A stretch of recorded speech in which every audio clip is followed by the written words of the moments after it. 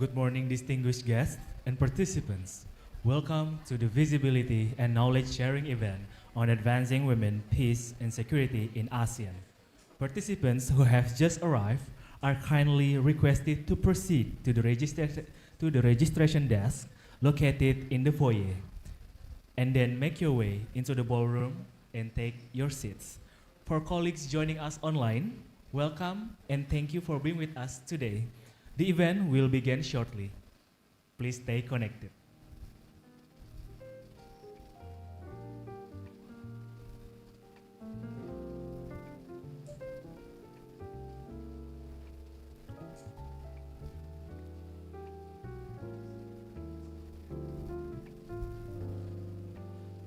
Ladies and gentlemen, may we kindly invite all participants who have completed registration to please proceed to the ballroom and take your seats, as the event will begin in a few minutes. For those joining us online, thank you for your patience. We will start shortly. Thank you.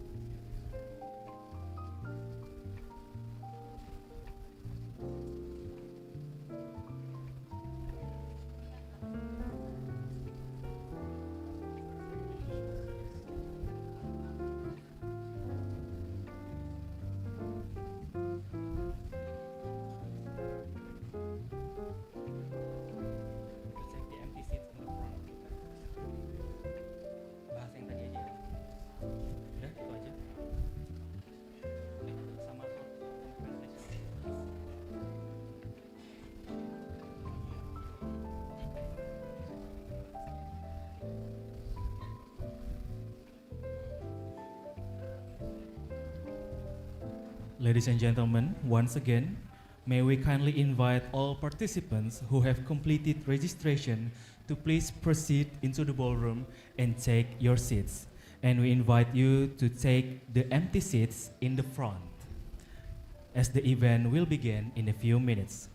For those joining us online, thank you for your patience. We will start shortly. And for online participants, the simultaneous translation will be provided in Zoom in Bahasa Indonesia, Tetem, Khmer, Thai, and Vietnamese language. Thank you.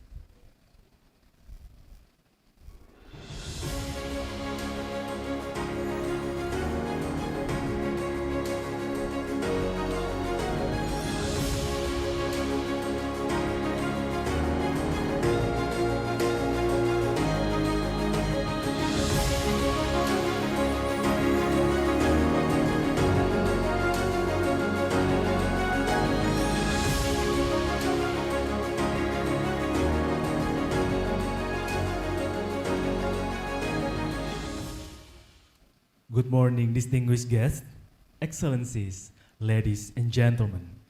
The Visibility and Knowledge Sharing event on advancing women, peace, and security in ASEAN highlight results, lessons learned, and good practices from the implementation of the ASEAN Regional Plan of Action on Women, Peace, and Security.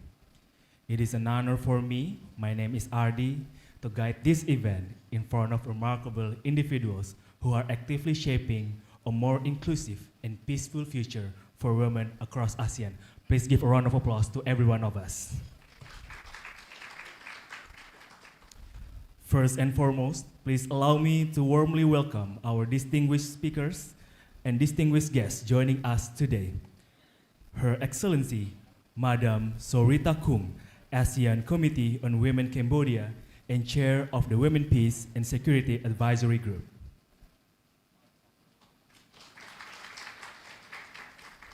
Her Excellency Helen Fuzzy, UK Ambassador to ASEAN. Ms. Emily Alexander, Head of Cooperation Mission of Canada to ASEAN. Ms. Ulzi Shuren Jamsran, UN Women Indonesia Country Representative and Liaison to ASEAN.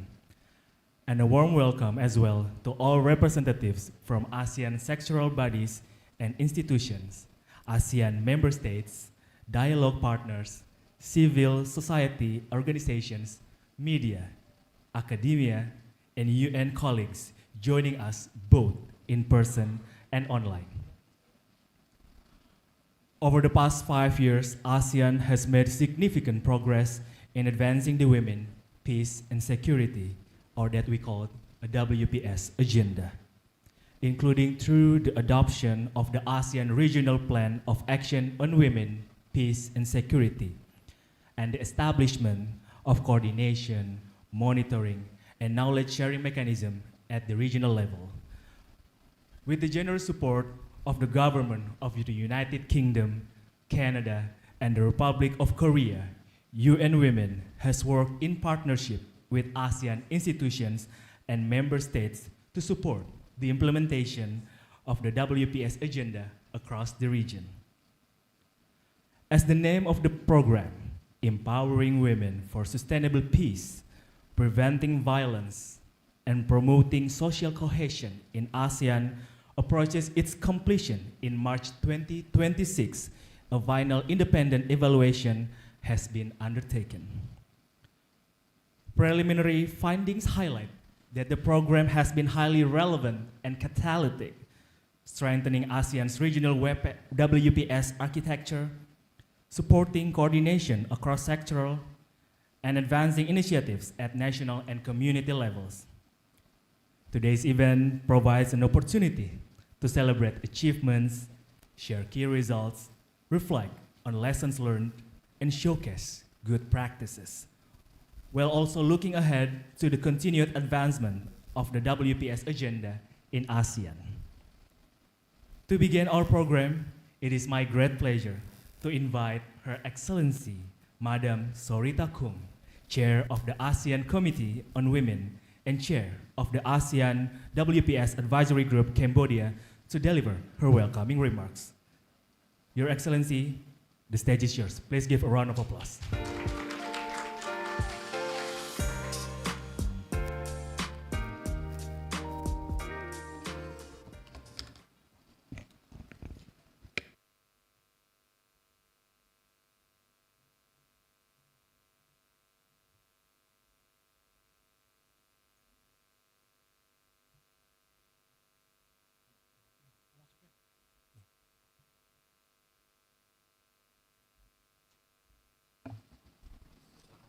Okay.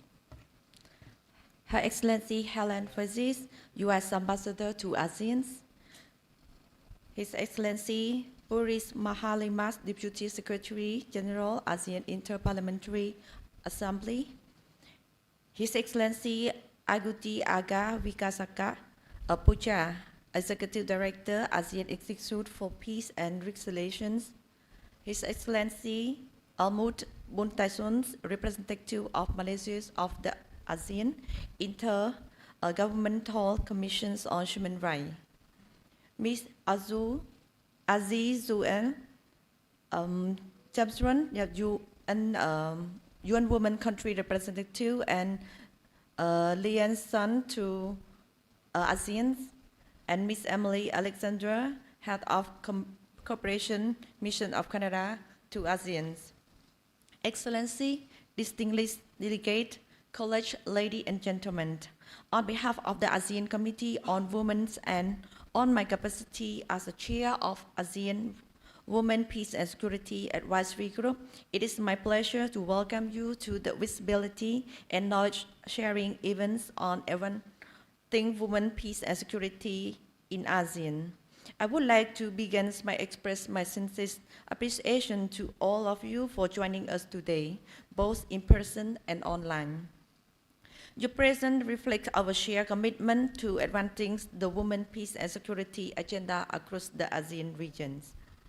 Today's event is convened under the regional program Empowering Women for Sustainable Peace, Preventing Violence and Promoting Social Cohesion in ASEAN, which will conclude on 21st March 2026. As we reach the final stage of this program, this event provides an opportunity to celebrate and take stock to achievement, reflect on lessons learned, and consider how this can inform ASEAN continued implementation of the regional plan of actions on women, peace and security agenda, including under the new ASEAN Community Vision 2045. On the past 5 years, ASEAN have made important strides in advancing the Women, Peace and Security agenda, including through the adoption and implementation of the ASEAN Regional Plan of Action on Women, Peace and Security, and strengthens the coordination across ASEAN region, ASEAN sectoral body and institutions, including through the establishment of the interpillar coordination mechanisms. The achievements have been made possible through strong regional ownership, close collaborations, and substantial partnership with our dialogue partner and the United Nations. The final independent evaluation of the regional program, jointly implemented by ASEAN and UN Women, confirmed that the program have contribute to strengthening normative framework at both regional and national level, and importantly, to strengthening a perception of women's role in peace and security across the ASEAN, reinforcing recognition of women as active participation in peace builder and also a leader. In this regard, I would like to express our deep appreciation to UN Women for its consistent and high-quality technical assistance to ASEAN institutes, sectoral body, and member states. I would like to extend our sincere gratitude to our government of Canada, the United Kingdom, and also the Republic of Korea for their generous finance support to the program. Their continued partnership have enabled ASEAN to translate political commitment into concrete action and result. Today's discussion will not only highlight progress made, but also strengthen regional learning, peer exchange, and partnership among ASEAN institutes, ASEAN member states, civil society, youth, dialogue partner, and UN entity. This collective effort remains essential to advancing inclusive peace and security resilience across the region. I look forward to rich exchange and reflections that it will take place throughout today's program, and I encourage all participation to actively engage in the discussion. Let us continue to build on this momentum and work together to ensure that the Women, Peace and Security agenda deliver a meaningful and lasting impact across the ASEAN regions. I wish you all productive and meaningful event. Thank you.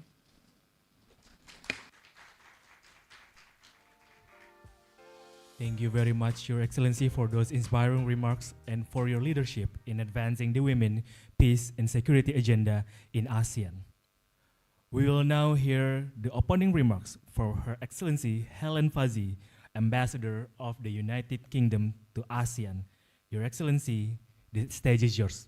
Please give a round of applause.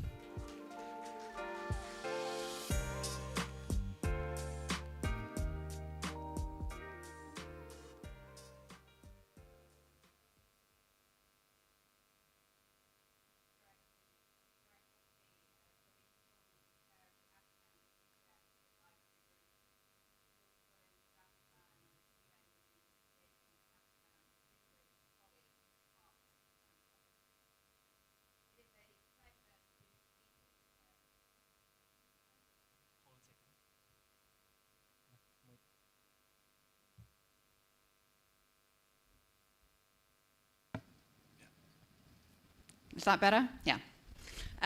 It's a pleasure to be here today as we reflect on the progress made in advancing the Women, Peace and Security agenda across ASEAN. The United Kingdom began supporting this work with ASEAN in 2023, and it's a partnership that we value immensely. The progress we are seeing demonstrates the effect that people like you, bringing your expertise and your dedication to bear, can have in translating regional commitments into tangible local results. Together, we're building the foundations needed for ASEAN to continue leading on women, peace and security. ASEAN has already moved forward with the implementation of its regional plan of action on WPS, and importantly has embedded that agenda in the ASEAN Community Vision 2045. At the national level, we've seen 6 ASEAN member states, Indonesia, Timor-Leste, the Philippines, Vietnam, Malaysia and Thailand, adopting and implementing their WPS national action plans. Cambodia has published a situation analysis, and Lao PDR is continuing work to integrate WPS in its national frameworks. And across the region, more than 4,000 officials, activists and peacekeepers have taken part in training and workshops, helping to build a stronger foundation for inclusive peace and security. None of this would have been possible without partnerships. The achievements we celebrate today reflect the collective effort and commitment of many, and I want to mention a few. We're grateful for our close collaboration with UN Women at both the regional and national levels, and for the shared dedication to driving long-term impact. We deeply appreciate our partnership with the ASEAN Institute for Peace and Reconciliation, especially through the ASEAN WPS training program, which continues to equip officials and civil society organizations with the tools they need to advance peace and dialogue. And we're pleased to work alongside dialogue partners such as Canada, who also recognize the importance that advancing the inclusion of women has to embedding security for everyone. The United Kingdom stands firmly behind this agenda, and our Foreign Secretary has recently reaffirmed that women and girls remain a key priority for UK foreign policy and for her personally. Our Minister for the Indo-Pacific, Seema Malhotra, was recently in Jakarta, and one of the highlights of her visit was a public discussion on women, peace and security. I know some of you were there, especially Ms. Olsey, Ambassador Puja, who were guest speakers. But if I may say, even more than the dignitaries and the policymakers, it was so powerful to have the contributions of young people still studying or starting out in their careers and who are so clearly engaged with this agenda. We discussed the essential role that women already play in diplomacy and peace building, including from beyond the negotiating table, and also how the WPS agenda can support a stable and inclusive regional architecture grounded in international law. How it's not simply about equality, but about recognizing and unlocking talent, merit, and potential. Looking ahead, I hope to see the WPS agenda increasingly translated into more impactful national and local action. This approach is about working smarter, integrating gender equality more deliberately into planning, prioritization, and delivery, and ensuring that we draw on local knowledge, cultural understanding, and community expertise. We've already laid important groundwork, including by supporting the Philippines Center of Excellence on WPS, establishing women's empowerment centers in several provinces in Thailand, and strengthening the capacity of non-state actors across the region. The knowledge and lessons gained from this program are now in the hands of those who can best drive impact on the ground.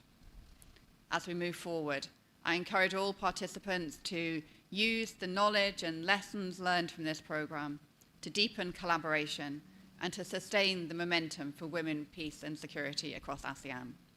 Together, we can continue building inclusive, peaceful and resilient communities for the future. Thank you very much.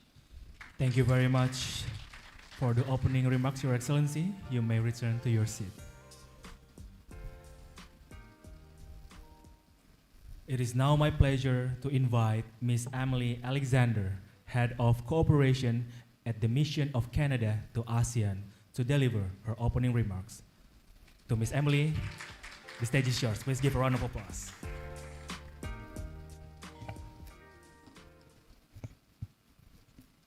Good morning, selamat pagi. Her Excellency Kung Sorita, ASEAN Committee on Women Cambodia and Chair of the Women, Peace and Security Advisory Group. Her Excellency Helen Fazey, UK Ambassador to ASEAN. Ambassador His Excellency Gusti Agung Wesaka Puja, Executive Director, ASEAN Institute for Peace and Reconciliation.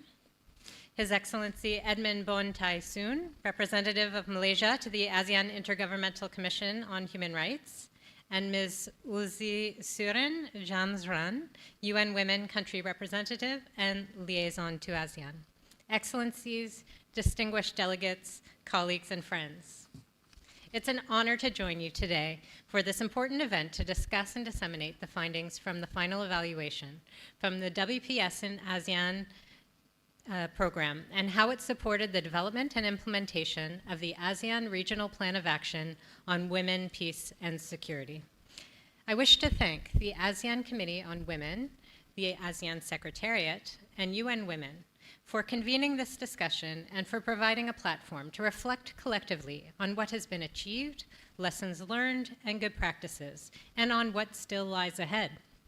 As an ASEAN strategic partner, Canada is proud to support ASEAN's work toward a more equitable, stable, and peaceful region. Our efforts are guided by Canada's third National Action Plan on Women, Peace, and Security from 2023 to 2029, and by our commitment to implement it fully and consistently, both domestically and through our partnerships abroad.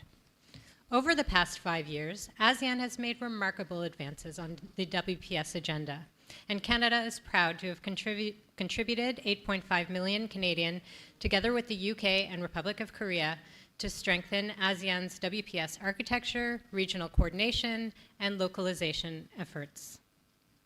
The leadership shown by ASEAN institutions, national focal points, civil society, and the ASEAN Secretariat has been central to this success. Today's dissemination of the independent evaluation of the Empowering Women for Sustainable Peace program represents an important milestone. Canada welcomes the evaluation and the transparency with which it was conducted. We are encouraged that it confirms the program's strong relevance, effectiveness, and catalytic impact. It reflects what we have witnessed. ASEAN's ownership and leadership of WPS continues to deepen. We also appreciate the evaluation's recommendations, especially on strengthening cross-pillar integration and ensuring sustainability. The future of WPS in ASEAN must continue to be ASEAN-led and reinforce ASEAN centrality, grounded in strong institutional capacity and long-term ownership by member states. Canada remains a committed partner in this endeavor. Our support to this initiative has been complemented by broader engagement across ASEAN. We co-hosted with Malaysia the WPS Dialogue Series on emerging issues, including technology-facilitated gender-based violence. Through the Canada Fund for Local Initiatives, Canada supported the ASEAN Institute for Peace and Reconciliation on women's participation in peacekeeping, as well as the ASEAN Interparliamentary Assembly to adopt its plan of action on women's political participation. And Canada also partnered across ASEAN pillars, including co-chairing a 1325 anniversary workshop through the ASEAN Regional Forum last year, and is currently providing tailored WPS training through Canada's Department of National Defence to several ASEAN member states. Looking ahead, I'm pleased that Canada continues to support UN Women in this important WPS work in the region through a new initiative, Securing Peace, Advancing Equality, Women, Peace and Security in the Indo-Pacific, running from February 2026 to March 2028 and funded at 2.45 million Canadian dollars. This partnership will support WPS integration within defense institutions in Indonesia, Malaysia, the Philippines, Timor-Leste, and Vietnam. We see this as complementary to ASEAN's broader WPS architecture and a way to reinforce regional momentum. As we review the knowledge products and good practices today, we're reminded that WPS in ASEAN is no longer only a concept. It is a community of practice, a policy framework, and increasingly a lived reality across member states. The momentum is real and shared. As we come together today, I would like to congratulate all ASEAN stakeholders for the significant achievements realized through this initiative, from the concrete progress made in developing national action plans and the valuable technical assistance provided on key priorities, such as women in peacekeeping and conflict prevention. Your dedication has translated vision into action. Canada is honored to walk alongside ASEAN, UN Women, civil society, fellow dialogue partners, and all of you in advancing inclusive, sustainable peace in the region. We look forward to building on this strong foundation and to continued collaboration that advances our shared goals. Thank you. Thank you, Ms. Emily. Thank you very much for your remarks and for Canada's continued support to advancing women, peace, and security in the region. You may return to your seat. Ladies and gentlemen, before we proceed to the next agenda, we will have a group photo session. And now we would like to invite all the excellencies and all the distinguished guests to come on stage. To Her Excellency, Madam Sorita Kum, ASEAN Committee on Women Cambodia and Chair of the ASEAN Women Peace and Security Advisory Group. His Excellency I Gusti Agung Wasaka Puja, Executive Director, ASEAN Institute for Peace and Reconciliation. Her Excellency Helen Fazzi, Ambassador of the United Kingdom to ASEAN. Ms. Ulzi Shuren Jamsran, UN Women Country Representative in Liaison to ASEAN. Ms. Emily Alexander, Head of Cooperation, Mission of Canada to ASEAN. Mr. Miguel Musengi, Head of Poverty Eradication and Gender Division, ASEAN Secretariat.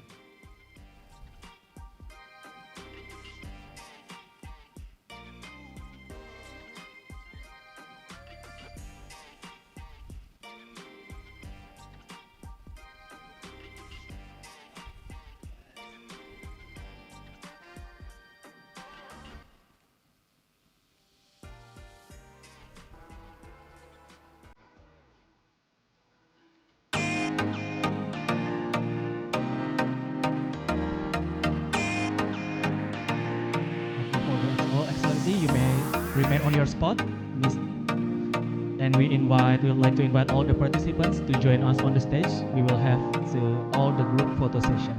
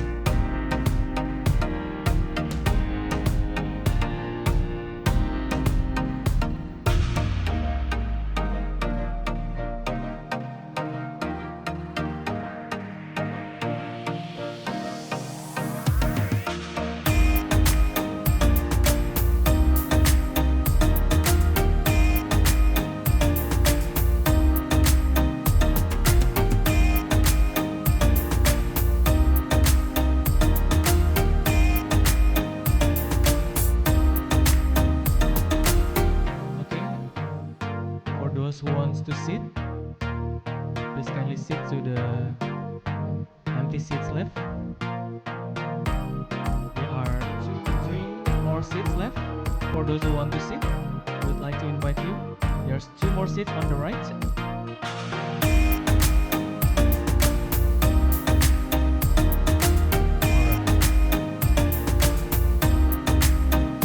Ready? We will have 3 times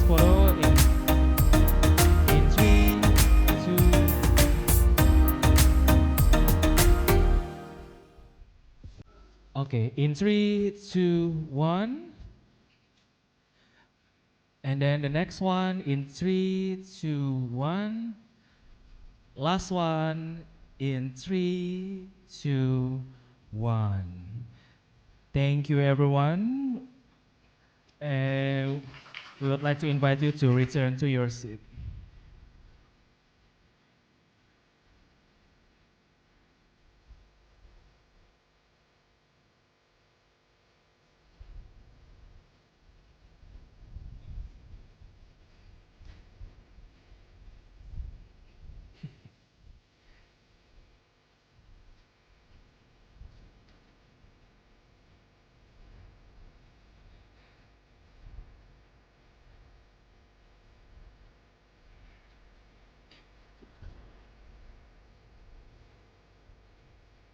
Ladies and gentlemen, next agenda, I would like to invite Her Excellency, Madam Sorita Kung, to come on stage to present an overview of the ASEAN WPS program and key results.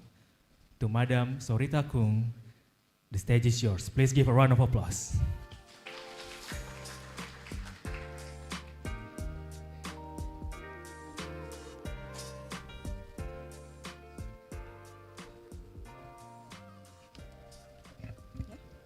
I'm not sure. Someone to remove for me or what? I need to use.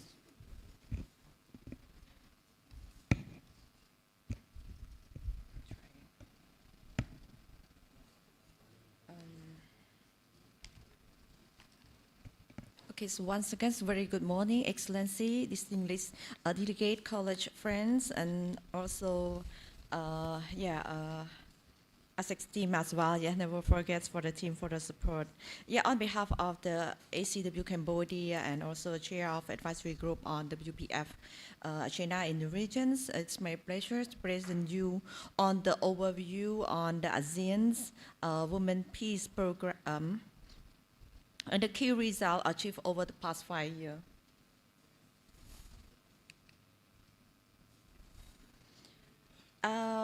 For this cooperation project has been approved by the ACW and also implementation of both the region and also national level. And it supports ASEAN-wide implementations and national effort in Cambodia, Indonesia, Malaysia, the Philippines, Thailand, and Timor-Leste. And the last one, Vietnam, and hope to see more, in for the upcoming year. So for the program runs from 2021 to March 2026, and with the budget appropriate approximately US dollar, for 10.3 million. It was generously supported by our development partner, the Government of Canada, thanks so much, and also the United Kingdom and the Republic of the Korea, for our dialogue partner, and for whose continue commit for their deep grateful. And for the program was jointly implemented by the ASEAN and UN Women, reinforcing ASEAN leadership while leveraging on women technical expertise. ASEAN Regional Plan of Action on WPF, a major milestone during this period was the development and adoption of the first ASEAN Regional Plan of Actions on WPF, launched at the 4th and 41st ASEAN Summit in 2022, and the Regional Plan of Actions on WPF provide the shared framework to translate commitment into coordinating actions. Importantly, it offers regional guidance while allow member states flexibility to inline implementations with national priority, including Cambodia as well, that we are working, and we also working for the existing mechanism and policy framework, that how we can merge in our existing policy. Advancing WPF regional architecture. Since adoption, a clear coordination monitoring, and also reporting report have been established. And also the ASEAN Advisory Group on WPF now function as a cross-pillar coordination mechanism, linking the political, security, economic, and social cultural community of the ASEAN. Together, the steps lay the foundations of the meaningful implementation and also long-term sustainability as well.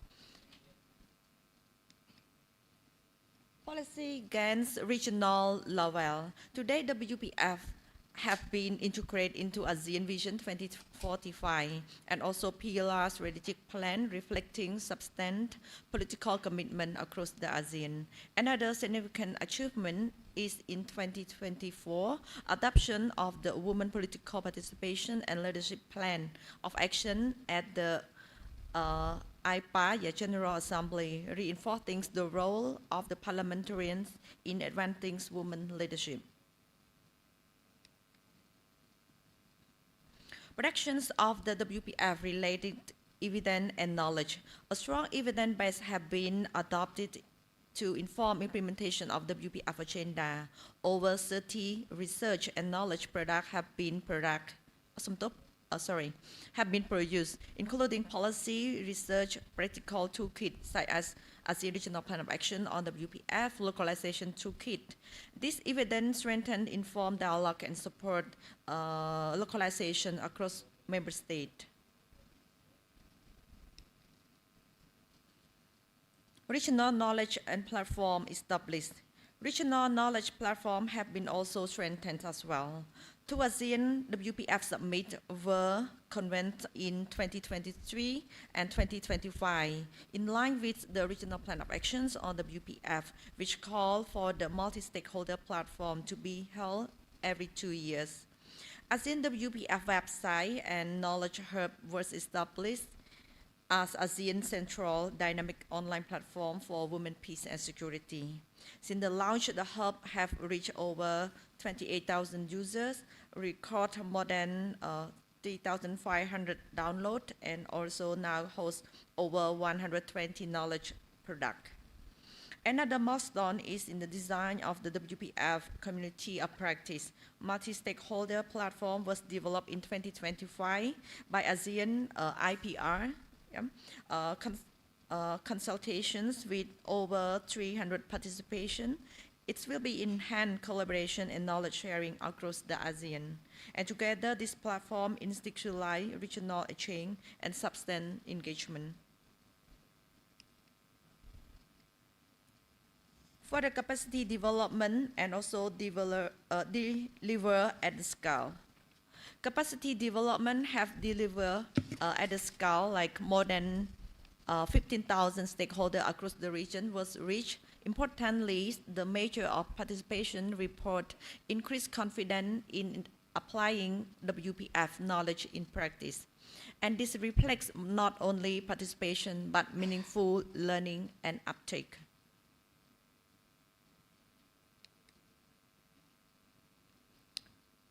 National momentum have accelerated. 5 new national WPF policy framework were adopted during this program cycle, with additional consultations ongoing. This demonstrates how regional commitments are being translated into nations, system, and practice. Regional frameworks are important, but impact is realized when they are substitutionalized at national and subnational level.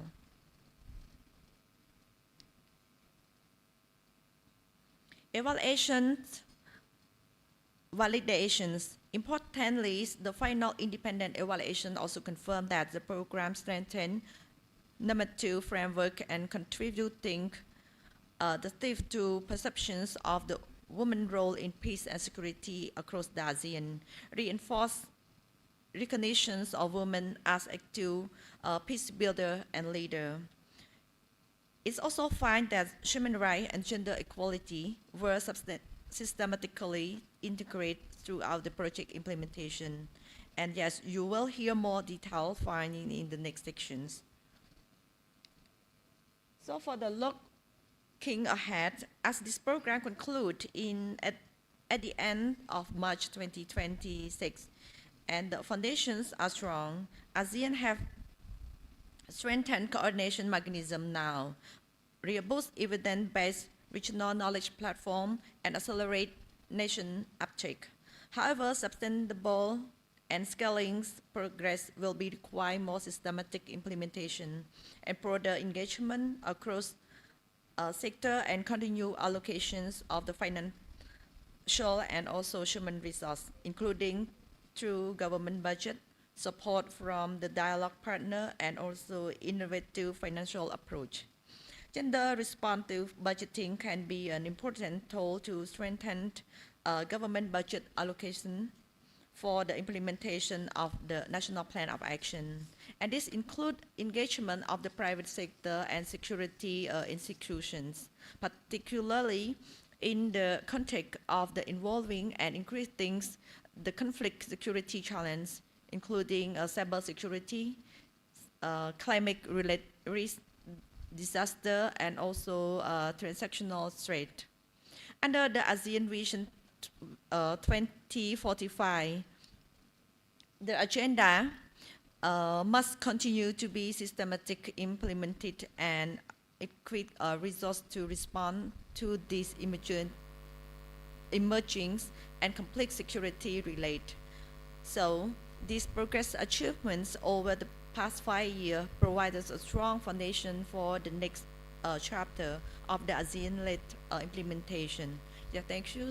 And this is the website and also the QR code that you can access and to hear more and see more what is the achievement for this 5 years. So that's all for my presentation. Thank you for your pay attention. Thank you very much. Thank you very much, Your Excellency, for the presentation. You may return to your seat.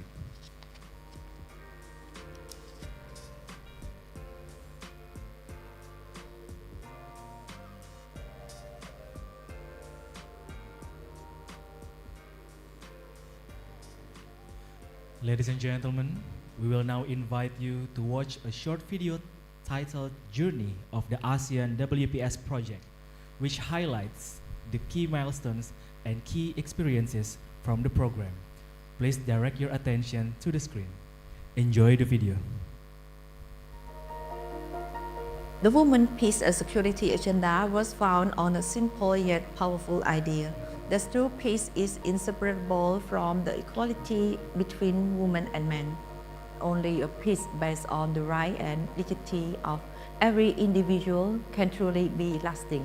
In a time when the world faces unprecedented challenges to the peace and security on multi fronts, the need for global cooperation has never been greater.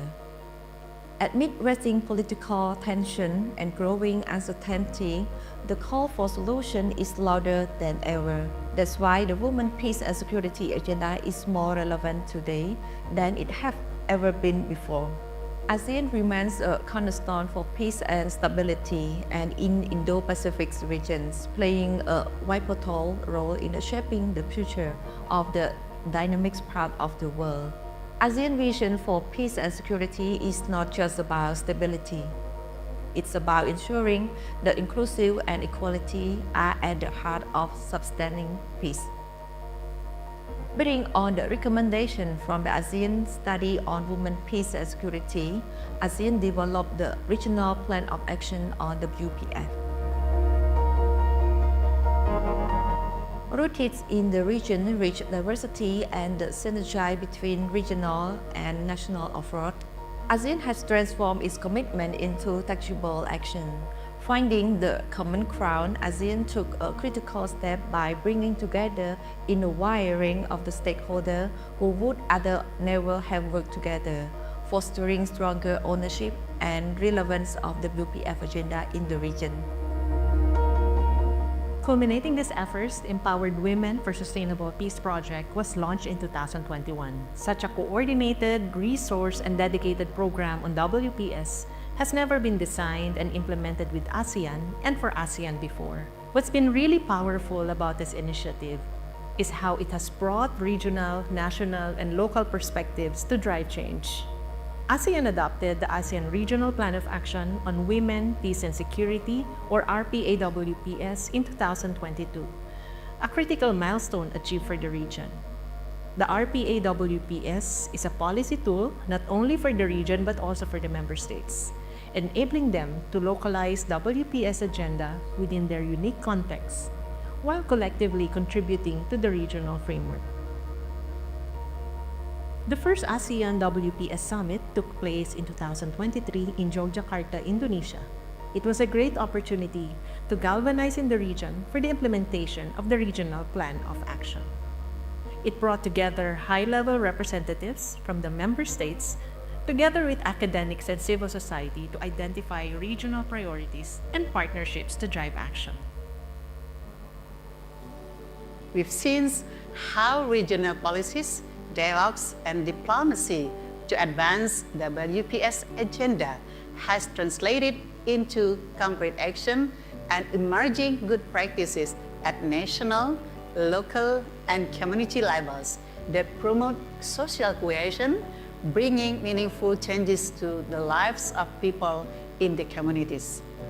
For instance, the two NAT Academy training workshops jointly organized by ASEAN Institute for Peace and Reconciliation and UN Women in 2024 and 2025 enable stakeholders from several ASEAN member states to utilize the localization toolkit and guidelines for the ASEAN Regional Plan of Action on Women, Peace and Security, and exchange practical experiences and good practices to develop and implement national action plans on WPS. The Regional Plan of Action also provided an enabling environment and a pathway to foster civil society engagement to advance the WPS agenda, particularly community-led initiatives for peace. This led to expanded opportunities and spaces for constructive dialogue between government and civil society organizations, women-led organizations, and media engagement. ในประเทศไทยนะคะเราก็มีการจัดตั้ง WPS Network นะแล้วก็ WPS Focal Point นะเพื่อเตรียมที่จะขับเคลื่อนงานตามแผนปฏิบัติการระดับชาติว่าด้วย WPS หรือ NAP WPS นั่นเองค่ะ The Philippine NAP has also ensured the meaningful inclusion of these vulnerable communities in the WPS discourse and aligned its approach with broader government-mandated plans. In Timor-Leste, mediators from the National Directorate of Community Conflict Prevention of Ministry of the Interior were empowered with the skills to integrate a gender perspective into conflict mediation process, ensuring that it's more inclusive. In Vietnam, inspired by the NAP Academy, the Ho Chi Minh National Academy of Politics has integrated WPS and prevention of sexual harassment into their regular course, training more than 20,000 civil servants a year. And the list of these amazing examples keeps growing. Another major learning was that with a practical approach to integrating gender into conflict analysis, prevention, and resolution, policymakers can leverage the WPS agenda as an innovative approach to solving both existing and emerging challenges in the region. UN Women is very proud to be a trusted partner supporting ASEAN's journey towards more inclusive and meaningful dialogue. Together with governments, civil society, and experts, we're actually shaping sustainable solutions that are regionally owned. We are applying global best practices to the diverse context of Southeast Asia in co-creating platforms for peace and security and multilateralism. As we mark the 25th anniversary of Security Council Resolution 1325, ASEAN has a key opportunity to lead globally and show how the Women, Peace and Security agenda can deliver the lasting peace. Since 2021, Canada has supported the Empowering Women for Sustainable Peace initiative on women, peace and security with ASEAN and UN Women. The initiative has supported regional expertise and capacity to develop national action plans across ASEAN member states. As an ASEAN strategic partner, Canada is proud to work with ASEAN to promote a more equitable and stable region. When the UK became an ASEAN dialogue partner in 2021, we honed in on women, peace and security as an issue that could make a real difference in upholding stability in this region. And that's why we chose to focus one of our 5 flagship ASEAN UK programmes on women, peace and security, delivered jointly with UN Women and the ASEAN Institute for Peace and Reconciliation in partnership with Canada, South Korea and others. And we've seen a lot of progress, from supporting the Philippines, Timor-Leste and Vietnam to adopt their WPS national action plans, to bringing thousands of regional champions and change makers in governments and the wider society together to advocate for further action on women, peace and security. But there's still a lot to do. With the evolving landscape of peace and security challenges, Southeast Asia is now confronting emerging non-traditional security issues like cyber security, pandemics, climate change, and disasters. Adopting a broader approach to women peace security agenda across ASEAN's economic, socio-cultural, and political security pillars is crucial for guiding the region's collective efforts to tackle these challenges. We must recall that women are not just stakeholders in regional security. They are also key drivers of peace and resilience. Together with UN Women and our partners, ASEAN is committed to continuing the efforts to shape a peaceful and stable future for all.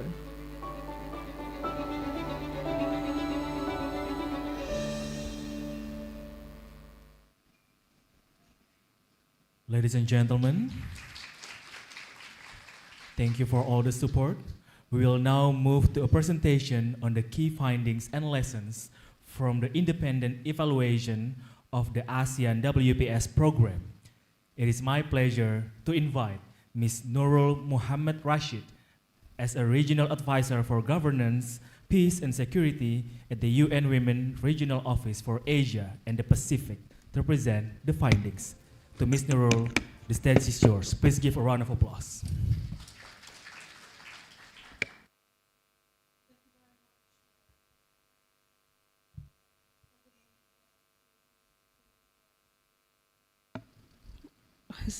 Partners, members of the media and friends. So in this segment, which really complements the last 2 sessions that you have been hearing, we will present the key findings, lessons learned, and recommendations from the independent evaluation of the ASEAN Women, Peace and Security program that has been referred to, which covered the period from 2021 to 2025. So we see this evaluation as providing an opportunity to reflect on what has been achieved through the ASEAN UN Women Partnership, but most importantly to consider how the WPS agenda can continue to advance across ASEAN in the coming years and to keep addressing issues in an inclusive and participatory and solutions-oriented way. So we have a couple of slides. If you could turn to the next slide, please. So the purpose of this session is twofold. We will share the key findings of the recently completed independent evaluation of the ASEAN WPS program. And then we will also highlight the lessons learned and the recommendations from the team of independent evaluators, which can inform the next phase of ASEAN-led implementation of the Regional Plan of Action on Women, Peace and Security. So this evaluation followed UN Evaluation Group standards. It applied a mixed methods approach, and it covers both regional and national implementation.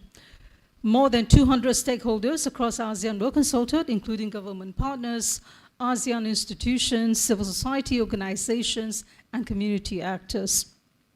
So this evaluation therefore provides a comprehensive and evidence-based assessment of the program, but it also guides us for future work on women, peace and security.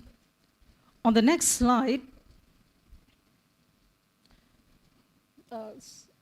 so maybe the next slide, thank you. right? So what I will do is to highlight the criteria used by the evaluators, and the findings are built around those criteria. The first one is relevance. So the evaluation found that the program was highly relevant. More than 80% of non-UN women respondents to the survey, ASEAN governments, CSOs, and so on, completely or mostly agreed that the project was relevant to advancing the WPS agenda in their countries and the needs of women and marginalized groups. It was also concluded that the program was strongly aligned with ASEAN priorities, the global women, peace and security frameworks, but also evolving regional and national level challenges. Most importantly, the program helped support the development and implementation of the ASEAN Regional Plan of Action that you have heard about in the last two sessions. Now, in the ASEAN context, WPS has also increasingly been framed through what we call non-traditional or emerging peace and security challenges identified by ASEAN member states as well. And this includes climate change and disasters, and we look at it from the climate, peace and security lens, violent extremism, trafficking and organized crime, and also increasingly cybersecurity and tech-facilitated online harms, including gender-based violence. So this broader framing has helped increase engagement across ASEAN sectors, and it has also strengthened the ownership of the agenda among member states. In the next slide, the next criteria is coherence. So the evaluation also found strong coherence in program design and partnerships as well. Now, one of the program's key strengths was the complementarity between ASEAN and UN Women in terms of the approach. So ASEAN provided the very critical political leadership, the legitimacy, and the convening power, particularly bringing together the 10 member states and the 10 observer state, while UN Women contributed technical expertise, evidence, and operational support. So this partnership, this confluence of partnership, enabled progress in developing regional WPS frameworks, strengthening institutional capacity, but also fostering collaboration across ASEAN sectoral bodies. At the same time, the evaluation also identified opportunities to strengthen coordination across the wider UN system supporting ASEAN in one way or another to maximize collective impact. In the next slide, the next criteria was effectiveness. The evaluation assessed the program as highly effective, with all planned targets achieved before project closure late last year. And in the previous session, Her Excellency, Madam Sarita, has led us through some of the statistics and the number of individuals that have benefited from this program across as well. As highlighted in the previous session, the program significantly strengthened knowledge, skills, and confidence of regional and national stakeholders working to implement the WPS agenda. Regional knowledge platforms, including the ASEAN WPS Knowledge Hub, increased access to evidence and policy tools that were not in existence before. Some of these materials were picked up by national level ministries, training institutions, and civil society organizations for their own use. The evaluation also highlighted the importance of trusted convening and consensus building across ASEAN, and that helped to sustain engagement among the partners. However, the translation of this capacity gains into consistent implementation across all contexts remains uneven, highlighting the importance of continued support, particularly to address why implementation remains a challenge in some sectors, on some issues, and in some, at some national level. In the next slide on human rights, on integrating human rights and gender equality, the evaluation found that human rights and gender equality principles were indeed integrated across the program. The Leave No One Behind principle, which is so valued by ASEAN, guided program design and implementation. And this included engagement with marginalized groups such as women in conflict-affected areas, indigenous and minority women, survivors of violence, and persons with disabilities.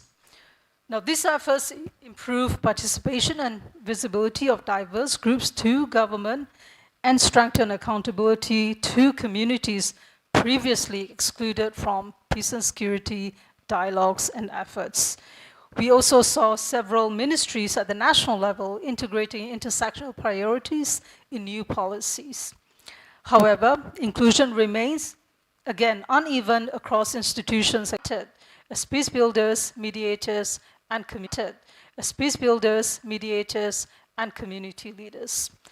Civil society organizations and women peace builders have played a particularly important role in driving WPS implementation at the community level, but also increasingly working with governments at the policy level. So they have gained visibility and some practical opportunities to apply the WPS principles in conflict prevention, mediation, and community resilient efforts, leading to localized examples of empowerment and social norm change. And you can read more about some of these examples taking place in some of the countries involved. We also noted that institutional capacities were strengthened and policies increasingly reflected gender-responsive approaches. However, while attitudinal and institutional shifts are quite evident, the translation of this progress into sustained community-level impact remains limited, requiring continued localization, resource investment, and systematic implementation of WPS frameworks to consolidate progress and achieve lasting change. The next criteria in the next slide is efficiency.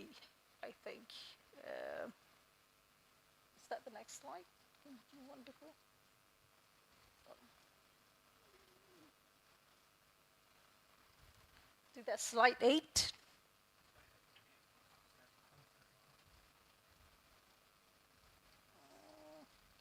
The one before would be, okay, so that's, so efficiency and impact. All right, so we go through the next slide, and that's sustainability. Right, thank you very much. So the evaluation finds that the program has created a strong foundation only for sustainability. But there is a strong political commitment from ASEAN and its member states to advancing the WPS agenda. But sustaining progress will depend on several factors.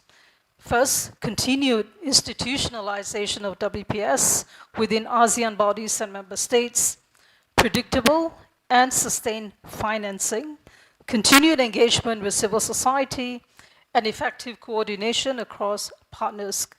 Continued collaboration between ASEAN and its partners will therefore remain important. I'm just going to go through the lessons learned very quickly. And so the evaluation highlights several key lessons. And I think we can go to the next slide. Okay, thank you. So first, regional political ownership indeed does drive progress. Second, the ASEAN-UN Women Partnership has been a strategic asset, combining political leadership and technical expertise. And third, framing WPS through non-traditional security challenges has helped broaden engagement across ASEAN sectors. So other lessons include capacity building must move beyond training towards institutionalization. Localization is essential for achieving real impact. Inclusive participation strengthens policy legitimacy, and monitoring systems should capture long-term outcomes and behavioral change.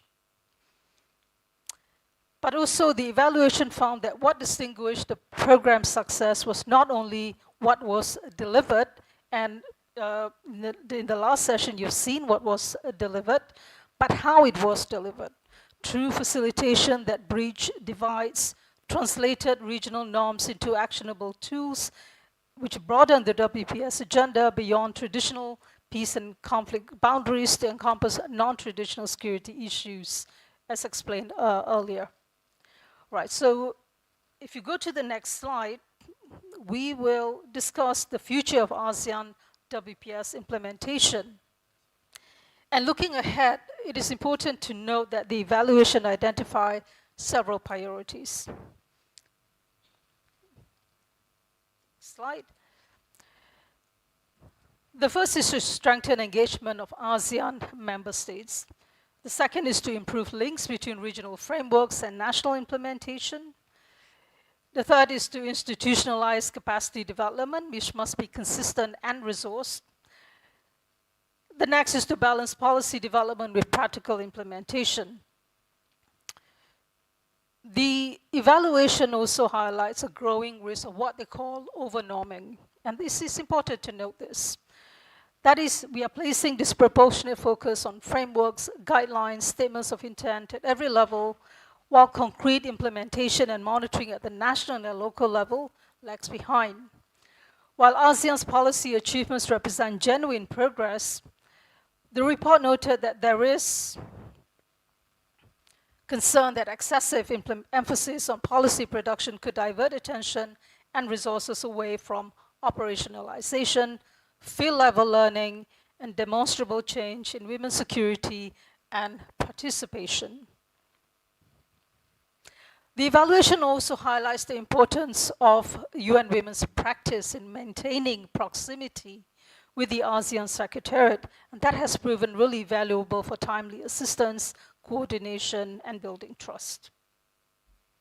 In the next slide, I'll go through very quickly the recommendations, but there are a number of recommendations in this report that will be very useful for partners, for ASEAN, of course, but also for the United Nations and UN Women. So just to briefly spotlight the recommendation. Now, this includes supporting a structured ASEAN-led transition, which means transitioning the WPS agenda wholly into ASEAN ownership to make sure that it is indeed ASEAN-owned and ASEAN-led. Continuing to address non-traditional security challenges through the WPS framework, which remains very complex in a number of countries. These are very new issues that requires new expertise and skills, but also to strengthen UN system coordination in supporting ASEAN. Now, the report also identifies some promising good practices that you can read up, and this is really important. It underscores what the WPS agenda is really about. At the heart of it, women's leadership in preventing and countering violent extremism, for example, in some countries, women's participation in early warning community initiatives to enhance protection of marginalized groups, multi-stakeholder mechanism that provide a really critical space for women-led subnational conflict resolution in other parts of ASEAN. So the report calls for more robust regional and national coordination, local and national data and evidence, stronger policy implementation, improvement of the allocation of financial resources, including at the national level, including looking at national budgets, and of course, strengthening human capacities. There are other recommendations that you can look at, and they all aim to support ASEAN in consolidating progress and strengthening the long-term implementation of the WPS agenda. So finally, to conclude, the full evaluation report is available on the ASEAN WPS Knowledge Hub, and we really encourage you to examine the suggested approaches, the rethinking, and the recommendations to improve the realization of the WPS agenda for women and girls in our region. Thank you very much.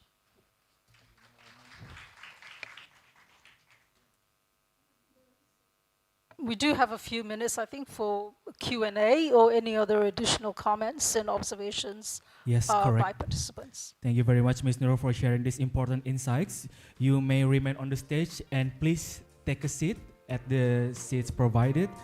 And now we have time, a few minutes for a question and reflections from participants. I invite those in the room who wish to speak to please raise your hand. Our colleagues will bring a microphone to you. And for colleagues joining us online, please submit your questions through the chat. This Q&A session will be moderated by Ms. Rebecca Bailosis as a Senior Officer WPS GETSI of the Poverty, Eradication and Gender Division of the ASEAN Secretariat. To Ms. Rebecca, I invite you to join Ms. Nurul on the stage. Please give a round of applause. To Ms. Nurul and Ms. Rebecca, the stage is yours. Thank you very much. Thank you, Nurul, again for highlighting the key lessons as well as the ways forward and through the recommendations on how we could really harness all the gains that we have gotten from this evaluation and also from the implementation of the project. So at this point, I'd like to invite our audience. Are you all here with us? Can we see a raise of hands for all those that are still tuned in with us? A raise of hands, please. Hello? Yes. Yes. Good morning. And also to our members joining us online, if you have questions, as mentioned by our moderator, please feel free to type in so that we could address your questions. So any questions from the members? Yes? Can we have a microphone? Madam, please introduce your name and your organization. Hi, I'm Hanani from Malaysia, from the Ministry of Women, Family and Community. And I take this opportunity to thank UN Women for the support that last year Malaysia had already launched our first WPS. We are slightly later than the rest of our friends here. But yet again, it is a journey.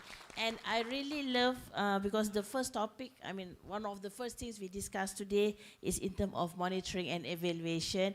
And in your presentation, Madam, you had shared what are the way forward and also how WPS to be made into a platform that involves not only from the government side, but also how we work with the network of the CSOs and also I would say, the whole of the nation approach, yeah? So, particularly from Malaysia, in terms of the monitoring of the Malaysia WPS, it is done through a department, which is the Department of Women Development. And I am particularly interested to ask, as we are now setting up the platform and to have, in terms of ensuring what is in the plan being executed, what would be some of the best practices that had been conducted by our friends here, and we are thinking to institutionalize that through a platform, having it to be official report to be presented every quarter, and also that is one thing, but as we escalate into the world of the unknown, like right now, because ours it is the first version from Malaysia, and if we felt that there are other things here that we should also monitor, what would be your suggestion, Madam, for us to integrate that into our current WPS? Would it be okay to also move along with the current, I think the session until evening will be looking on the new challenges and all. So thank you so much. Thank you for sharing Malaysia's experience, and congratulations again for launching Malaysia's NAP last year. Nurul, on monitoring and evaluation. No, thank you so much, and it was a pleasure working with Malaysia on their first national action plan, and we did have recent conversation with the ministry on monitoring and evaluation, and I think it is good that that Malaysia and other countries, of course, have placed value and understand the significance of looking at monitoring and evaluation from the outset of the implementation of the plan, and not years later. I think there are so many lessons that we can learn from monitoring and evaluation of national action plans, not from this region and also from abroad. It is really important from the very, very beginning to see how the NAP will be implemented, particularly through resources. Do you have adequate resources, for example, a budget, a national budget, and that has to be allocated to every implementing agency inside the country. So all the actors that have been identified as NAP implementers, they have to be given the resources and the expertise to actually implement the coordination mechanism that you have identified in your NAP. That is really important to actually realize it. Coordination is perhaps the most challenging aspect of NAP implementation, and there has to be a specific mechanism that actually oversees the implementation of the National Action Plan. Monitoring and evaluation will be extremely complicated, particularly if you're looking at are you making progress, for example, on emerging peace and security issues such as climate and new technology. These are all very new areas. And just looking at the nitty-gritty, or what are some of the indicators of success. And I think it is also very important that although you talk about a whole of government approach to implementation of the NAP, progress is also now charted through your engagement with civil society and women's organization and peace builders, and how they are also helping the government to implement the National Action Plan. And so all these issues will have to be considered from the very beginning when you start to understand what progress can be documented in your NAP WPS journey. And so I think Malaysia is off to a great start. You have made all these initial considerations adequately, and I think the challenge is really to put this coordination mechanism in place. Thank you very much for that really important question. Yes, thank you, Nurul, for highlighting the importance of whole of government, including whole of society, to the participation of civil society. So in the region, it's also important because we are advocating really for a whole of ASEAN approach. That's why we're all here with the different sectoral bodies, not only those from the women's sector or from the security sector, to ensure the holistic implementation of the WPS. And you highlighted an important point on ensuring financing, and also ensuring the clarity of the measures that will be integrated into the monitoring framework to ensure that our actions would really lead to tangible results. Yes, thank you, Nurul. Are there any more questions from the members of our group? Or perhaps some reflections on the implementation of the project, especially for those that have participated either at the regional or at the country level?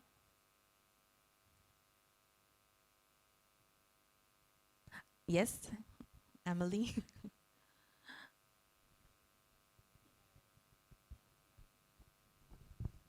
Hi.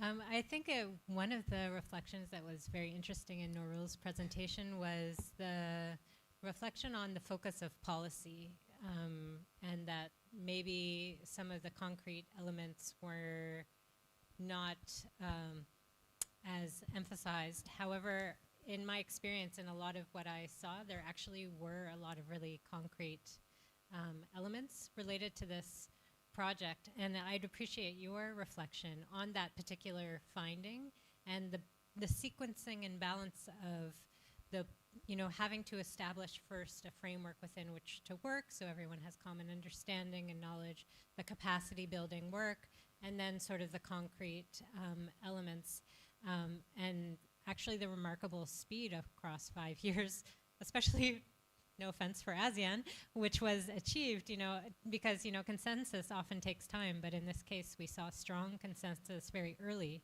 which allowed early implementation as well. So I'd be interested on your reflection and maybe some examples of particular concrete elements that you saw that either can be scaled up or that were good practices. Thank you.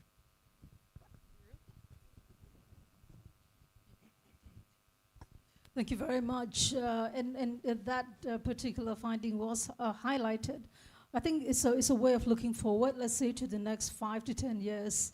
what do we want, what does ASEAN want to see coming out of the last 5 years of support to policy development in particular, but also a lot of progress at the national level.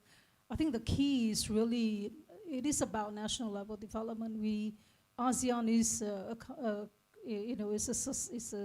is a group of 11 countries. It's built on consensus. Its decision making is built on consensus, and I think it is quite remarkable, absolutely, that you have achieved a lot of consensus on the women, peace, and security agenda for the last 5 years. It's really quite remarkable.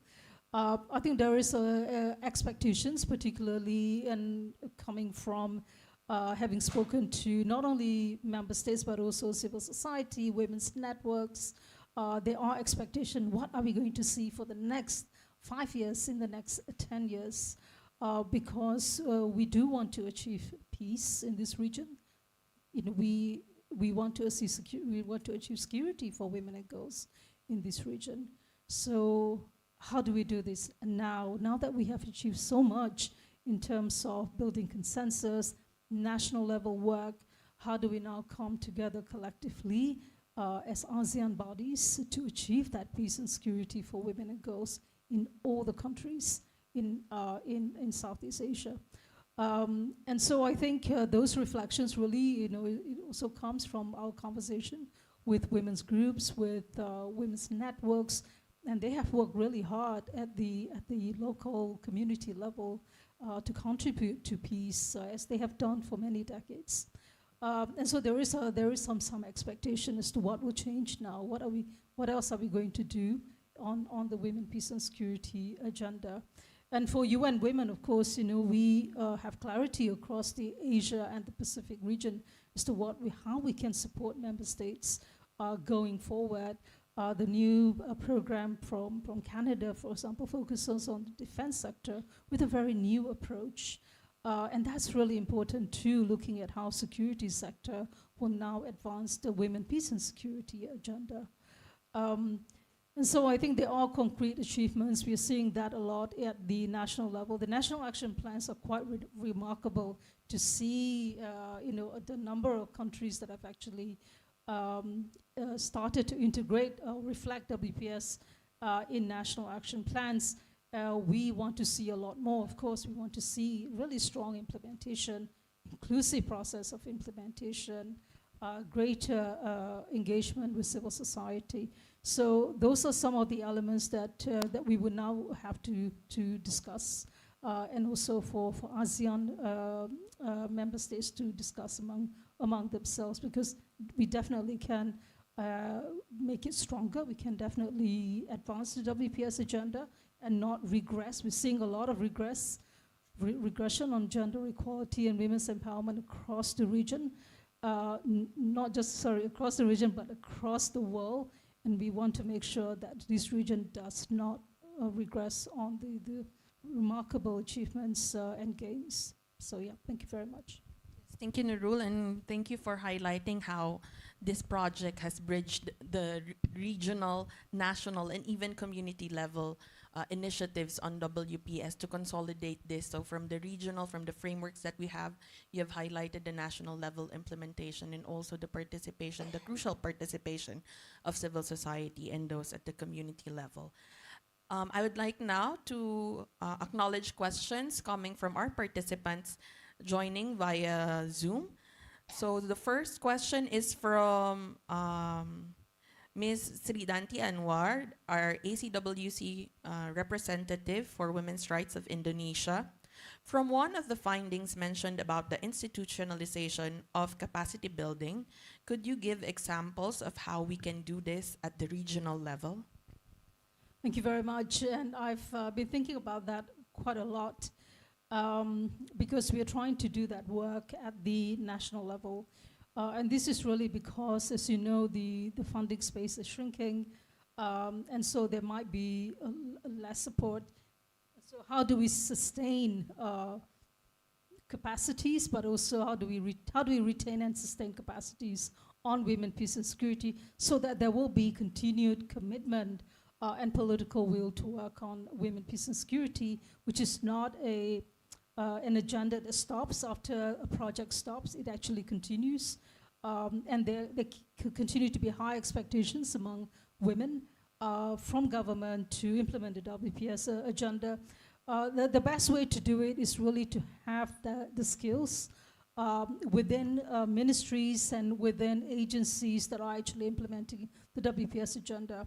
And right now, we don't really have consistent skills, knowledge, or capacities, or even a WPS expert in ministries and agencies, and you need to have that. So it's not enough to have a focal point. You really need to have the expertise for someone to drive that work. In some places, we are starting to integrate the WPS agenda into learning academies and institutions.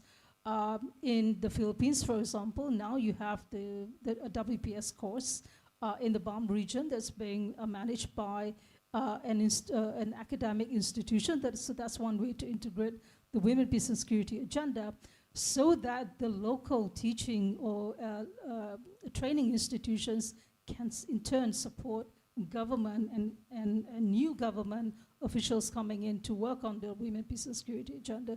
So at the end of the day, we really want to build that local expertise and capacity to support governments, but also to make sure that the women, peace, and security expertise and skills don't go away when projects end.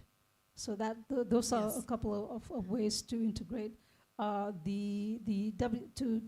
make sure the WPS capacities are sustainable. But I think, Uzi, did you want to add? Yep, please go ahead. I just wanted to add on other points, if that's okay. Yes. Yeah, thank you so much. It's not necessarily a question, but an additional point that is actually stemming from our currently ongoing work of the review, comprehensive review of the 6 SNAPs that are already being implemented in Indonesia, Malaysia, Philippines, Thailand, Timor-Leste, and Vietnam. So there are 3 points that I wanted to raise. One is on intersectional data collection and disaggregation. The other one is on integration of women, peace, and security into conflict prevention, and on men's engagement. So these 3 points that I wanted to bring up.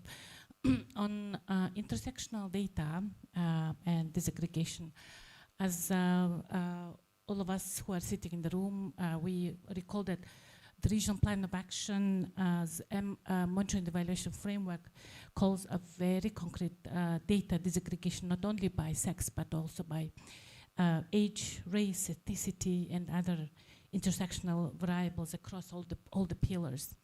And we see that from the current implementation of the National Plan of Actions, this is one of the least consistently activated across different countries' national action plans, and this is one of the areas where we definitely need to put very concrete efforts together. One good example is, I can give example of the Philippines. Philippines links disaggregation of data into its monitoring, evaluation, and learning system very coherently and explicitly, and this is definitely a very good example across the region. On integration of WPS into conflict prevention, we haven't necessarily spoken about it at this moment in time, but that's why I just wanted to highlight that RPA itself has a prevention matrix distinguishing 2 areas. One is around women, peace, and security integration into conflict prevention mechanisms, and the other one on the prevention of sexual gender-based violence. And when we look through the existing NAPs, the NAPs address the second issue more substantively than the first issue. And as we have also seen, from the previous also presentations, the SGBV prevention provisions are actually present across different NAPs much more coherently, but very few NAPs actually operationalize women's integration into conflict prevention and mechanisms, and especially into early warning systems and preventive diplomacy processes. And this is definitely an area where we definitely need to pay adequate attention, especially given the regional context, including cross-border tensions now, the situation in Myanmar, the ongoing subnational conflicts, which of course, requires more and better attention from the Women, Peace and Security RPA implementation. And then on the third issue on men's engagement, among the 6 national action plans, I think number of NAPs have very interesting experiences. Like for instance, Malaysia, Philippines, they have very concretely activated this particular commitment.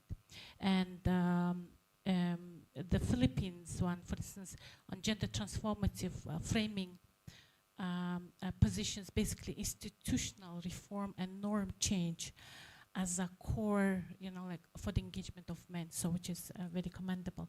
And specific interesting kind of approach of Indonesia in the Women, Peace and Security NAP is through the social conflict.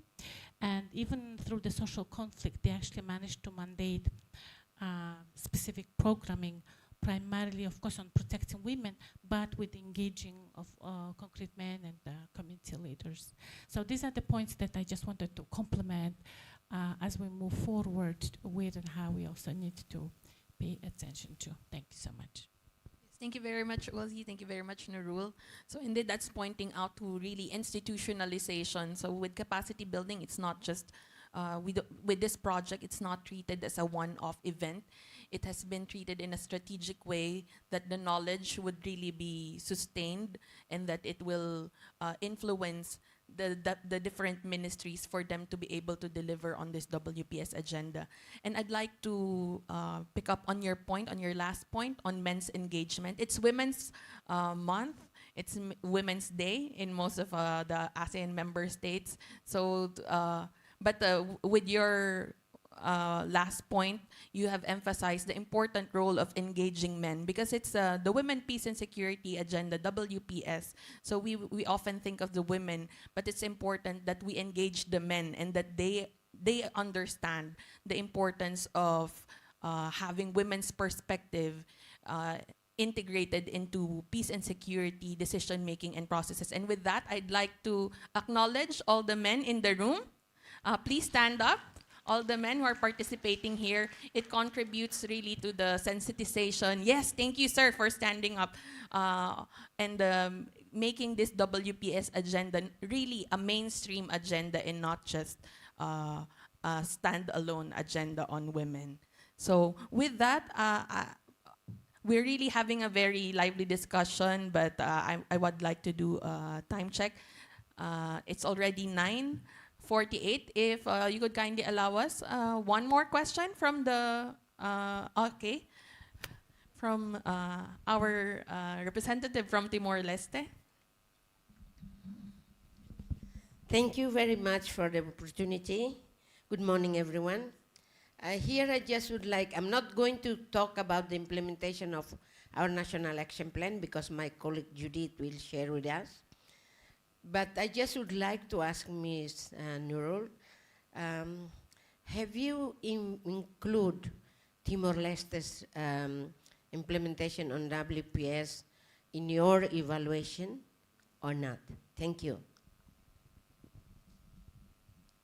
The answer is yes. Timor-Leste has been cited throughout the evaluation. You will find some really good examples as well coming from Timor-Leste that has been really implementing the Women, Peace and Security agenda for a long time.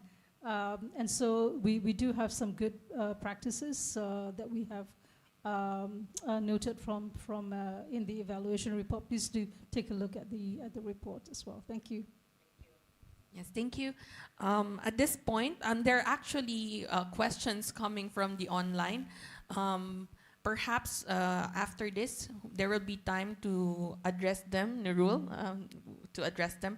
But to close our session, as we will still have the next one, I'd like to ask you this final question from our online participant.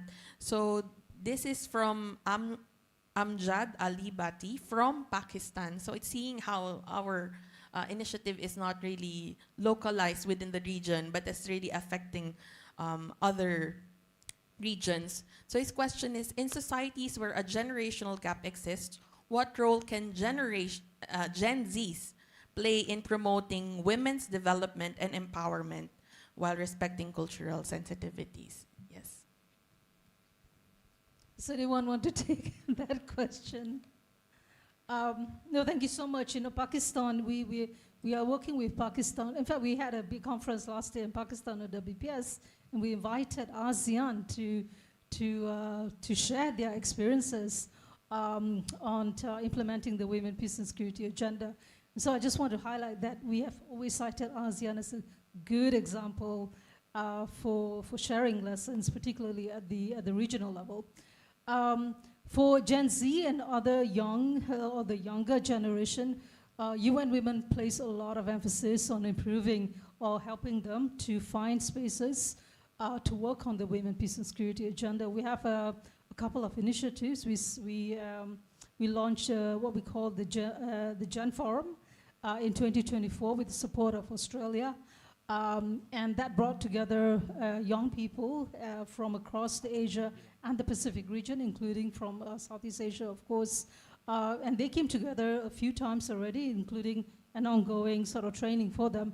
And they're being given capacity development sessions on very specific things like diplomacy, communications, program management, but also on emerging peace and security issues that they're really, really interested in.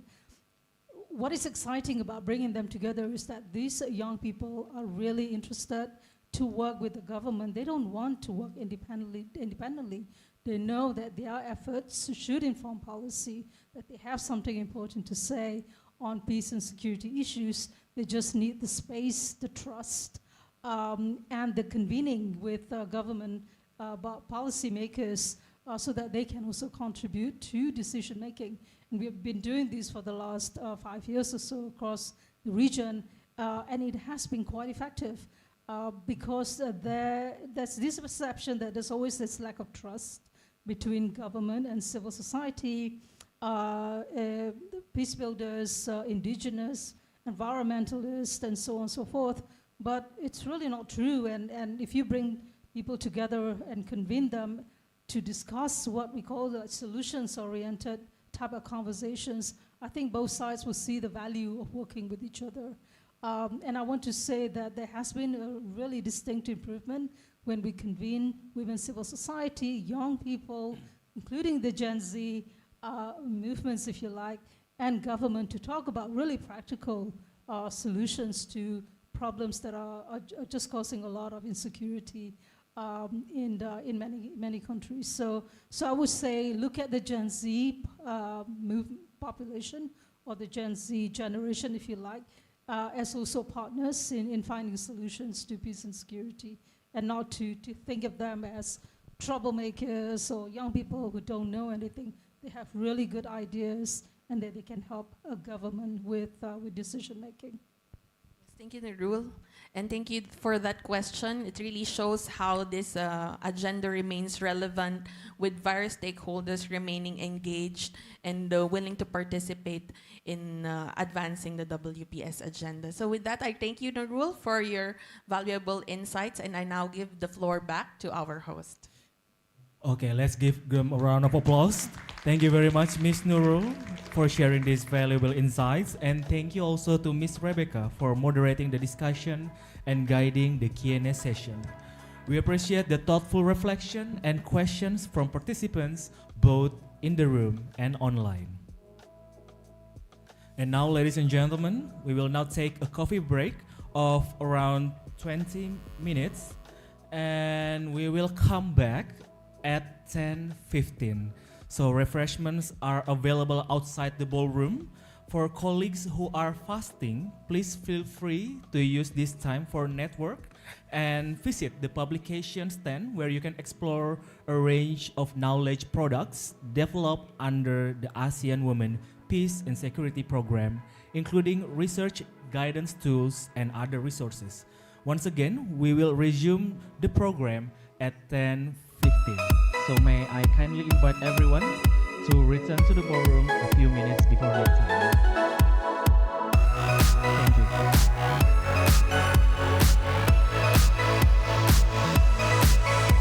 And for participants joining us online, we will be playing several short videos produced under the program during the break.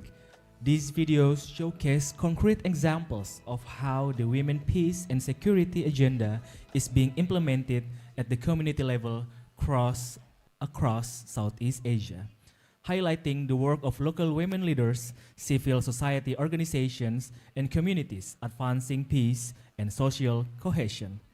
Thank you, and please enjoy the break.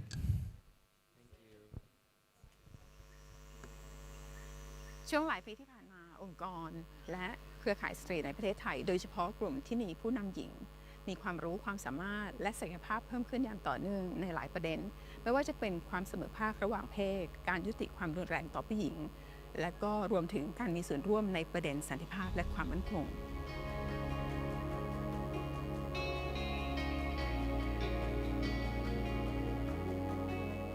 ผู้หญิงในชุมชนเราหลายๆด้านเช่นสร้างรายได้สร้างอาชีพเป็นการสร้างความยั่งยืนให้กับคนในชุมชน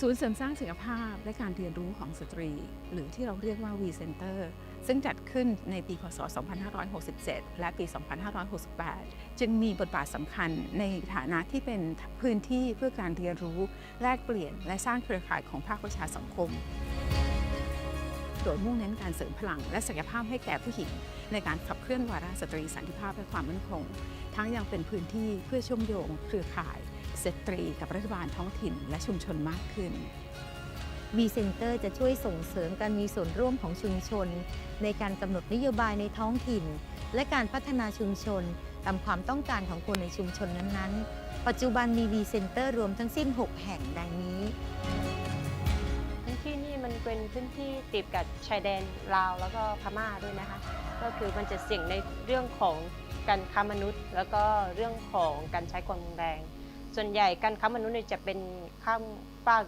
ต่างประเทศไทยลาวอย่างเงี้ยค่ะ WPS Center มาช่วยแล้วก็มีบทบาทมาทำหน้าที่ในชุมชนนะคะก็เคยช่วยเหลือแล้วก็เคยรับแจ้งเหตุอย่างเงี้ยค่ะอย่างเช่นเหตุใช้ความรุนแรงเพื่อเป็นพื้นที่ปลอดภัยสำหรับเครือข่ายที่ขับเคลื่อนการดำเนินงานด้าน WPS กลุ่มผู้หญิงและเยาวชนในพื้นที่เพื่อเรียนรู้แลกเปลี่ยนและแสดงความคิดเห็นเกี่ยวกับปัญหาในชุมชนเช่นความรุนแรงต่อผู้หญิงและเด็กการคุกคามทางไซเบอร์การค้ามนุษย์ภัยพิบัติหรือปัญหาจากการเปลี่ยนแปลงสภาพภูมิอากาศได้เข้าร่วม UN Workshop ของ UN Women นะคะก็ในเรื่องของการส่งเสริมอาชีพแล้วก็เรื่องของการให้ความรู้สิทธิเท่าเทียมนะคะเพราะว่าส่วนใหญ่ที่ได้ UN Women ใกล้เข้ามาในชุมชนเขาจะสนับสนุนในเรื่องของสนับสนุนให้ผู้หญิงลุกขึ้นมาเพื่อที่ไม่ได้มาต่อต้านแต่ว่าลุกขึ้นมาเรียนรู้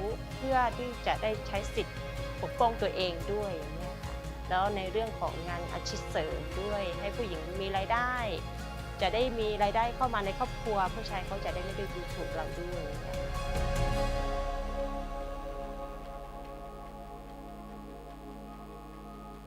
ความขัดแย้งในพื้นที่3จังหวัดภาคใต้นี้มีผลกระทบกับผู้หญิงก็คือทำให้ผู้หญิงรับผิดชอบงานของผู้ชายทั้งหลายมีส่วนร่วมในองค์กร WPS Center ก็เนื่องมาจากเราทำงานกับ UN Women มาตั้งแต่ปี 2565 ค่ะการอบรมให้ความรู้เกี่ยวกับผู้หญิงแล้วก็ทำอาชีพเสริมให้กับแม่ๆทั้งหลายค่ะ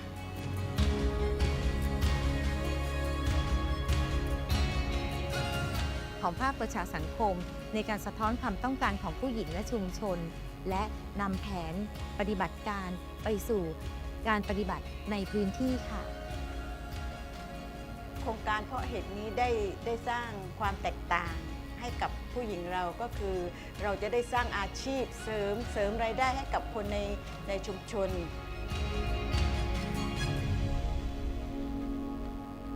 มีสตรีมากกว่า 100 รายและองค์กรมากกว่า 30 องค์กรในเครือข่าย WPS ทั่วประเทศไทย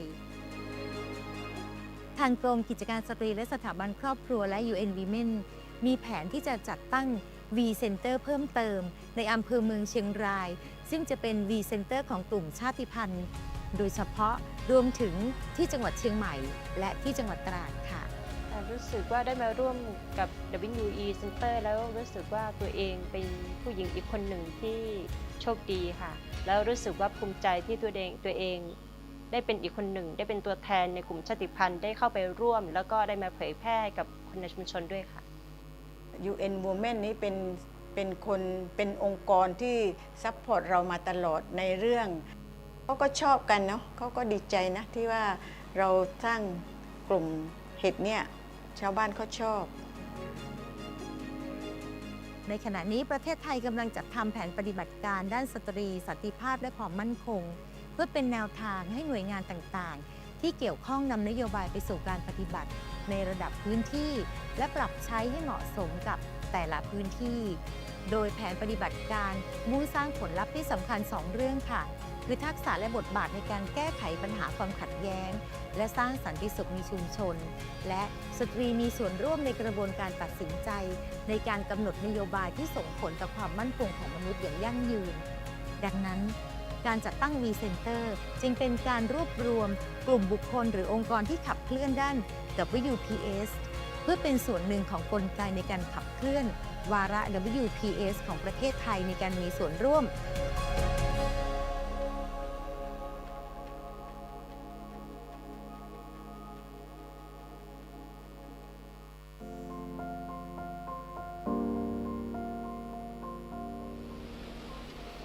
Direção Nacional de Prevenção de Conflitos Comunitários no Ministério Interior e a mediador Hamuto 245 nível composto de feto 69 no MANE 176 coloca 12 municípios no 65 posto administrativo no AMI fornece serviço profissional para a comunidade local no família Sira onde resolve disputa no conflito Sira contribui para a promoção paz no ramete em coesão social e a nível local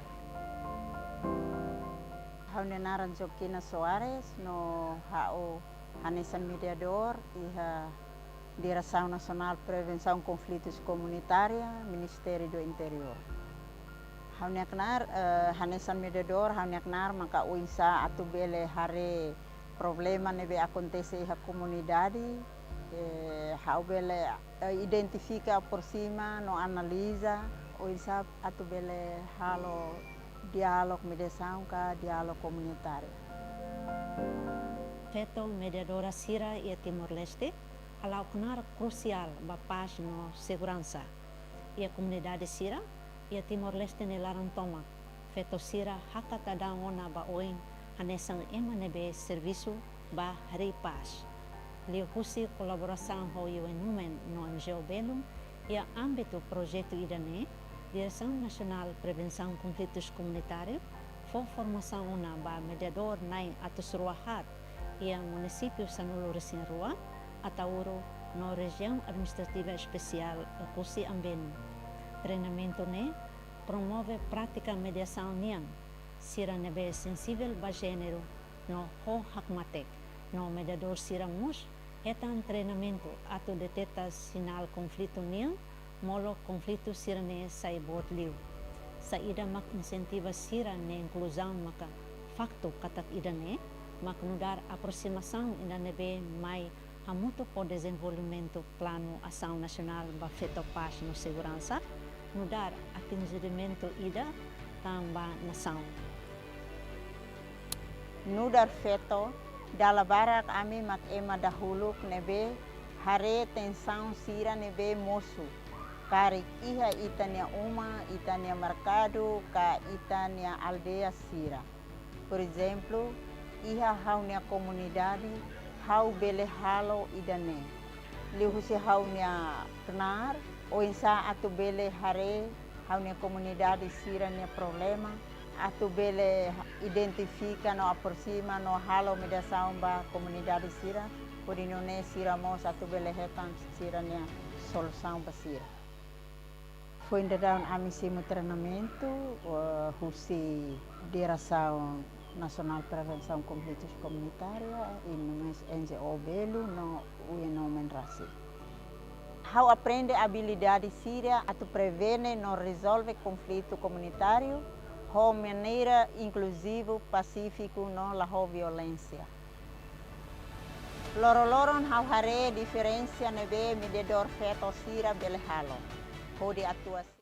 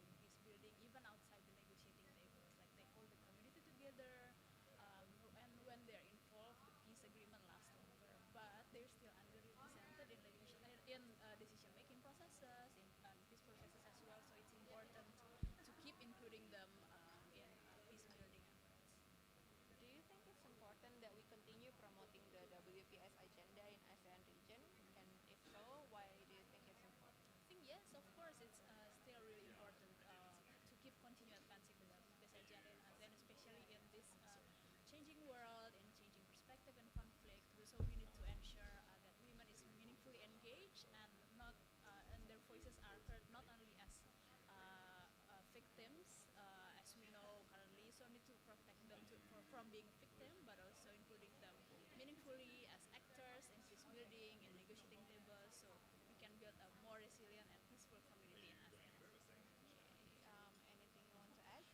Anything you want to add? No, I think it's already good, and grateful for all the progress and including women in ASEAN. Thank you. Aku boleh lihat dulu ya. Ada yang lewat. Kayaknya ada yang pengen diulang.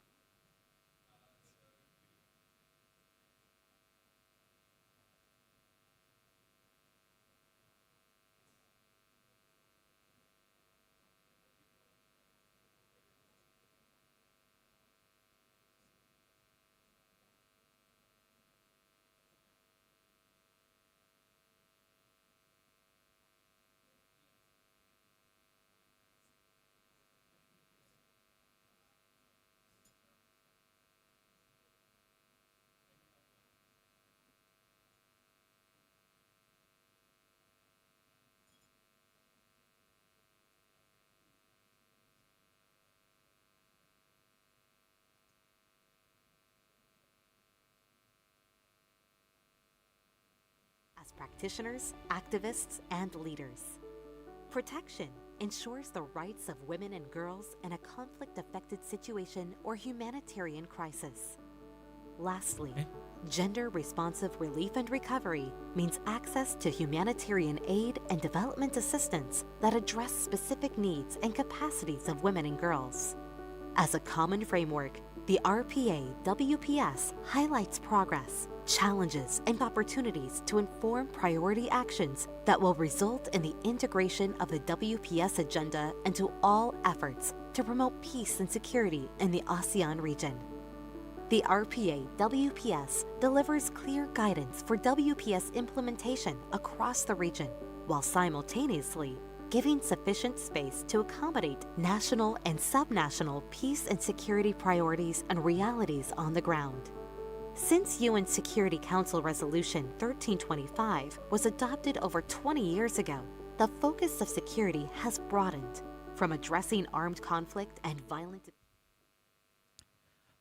Ladies and gentlemen, may we kindly invite participants to return to the ballroom and take their seats as the program will resume shortly. Once again, may we kindly invite participants to return to the ballroom and take their seats as the program will resume shortly. Thank you. Regional Plan of Action for a more peaceful, secure, and inclusive ASEAN community.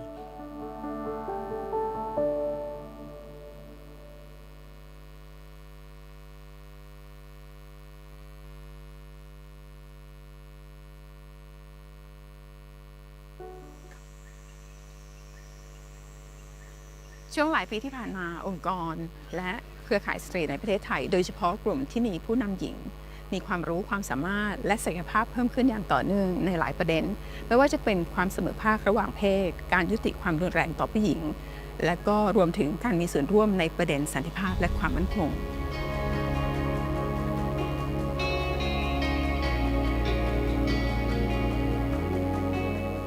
ผู้หญิงในชุมชนเราหลายๆด้านเช่นสร้างรายได้สร้างอาชีพเป็นการสร้างความยั่งยืนให้กับคนในชุมชน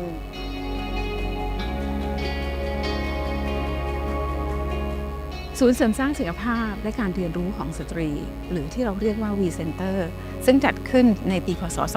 2567 และปี 2568 จึงมีบทบาทสำคัญในฐานะที่เป็นพื้นที่เพื่อการเรียนรู้แลกเปลี่ยนและสร้างเครือข่ายของภาคประชาสังคมโดยมุ่งเน้นการเสริมพลังและศักยภาพให้แก่ผู้หญิงในการขับเคลื่อนวาระสตรีสันติภาพและความมั่นคงทั้งยังเป็นพื้นที่เพื่อเชื่อมโยงเครือข่ายสตรีกับรัฐบาลท้องถิ่นและชุมชนมากขึ้น V Center จะช่วยส่งเสริมการมีส่วนร่วมของชุมชนในการกำหนดนโยบายในท้องถิ่นและการพัฒนาชุมชนตามความต้องการของคนในชุมชนนั้นๆปัจจุบันมี V Center รวมทั้งสิ้น 6 แห่งดังนี้พื้นที่นี่มันเป็นพื้นที่ติดกับชายแดนลาวแล้วก็พม่าด้วยนะคะก็คือมันจะเสี่ยงในเรื่องของการค้ามนุษย์แล้วก็เรื่องของการใช้ความรุนแรงส่วนใหญ่การค้ามนุษย์จะเป็นข้ามฝากต่างประเทศไทยลาวอย่างเงี้ยค่ะ WE Center มาช่วยแล้วก็มีบทบาทมาทำหน้าที่ในชุมชนนะคะ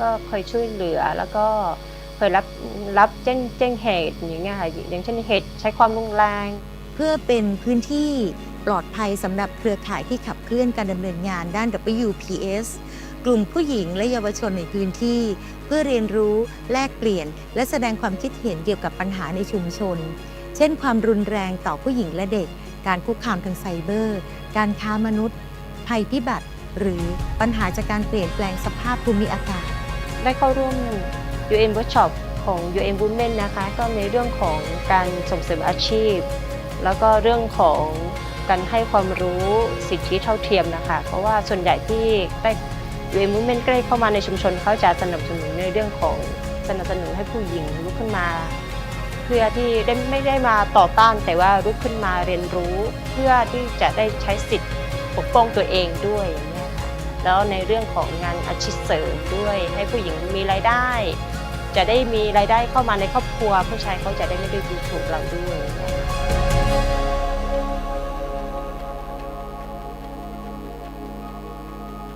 ความขัดแย้งในพื้นที่3จังหวัดภาคใต้นี้มีผลกระทบกับผู้หญิงก็คือทำให้ผู้หญิงรับผิดชอบงานของผู้ชายทั้งหลายมีส่วนร่วมในองค์กร WE Center ก็เนื่องมาจากเราทำงานกับ UN Women มาตั้งแต่ปี 2565 ค่ะการอบรมให้ความรู้เกี่ยวกับผู้หญิงแล้วก็ทำอาชีพเสริมให้กับแม่ๆทั้งหลายค่ะ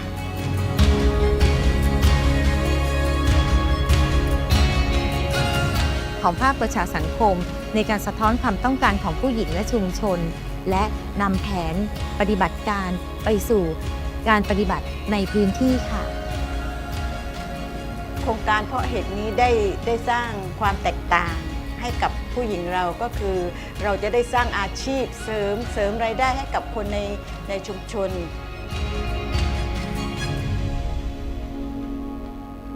มีสตรีมากกว่า 100 รายและองค์กรมากกว่า kindly invite again to all the participants outside.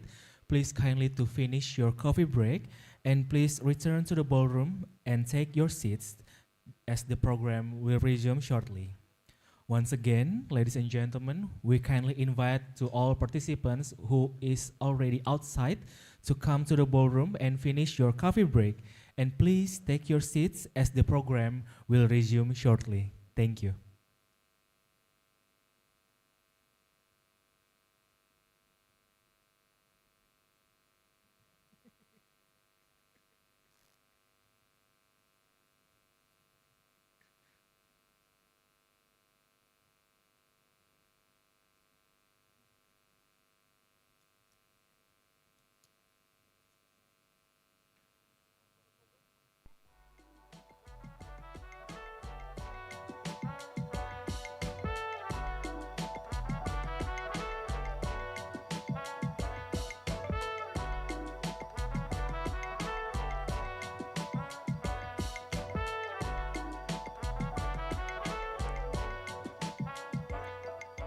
Welcome back, everyone. I hope you had a refreshing break and an opportunity to connect with fellow participants.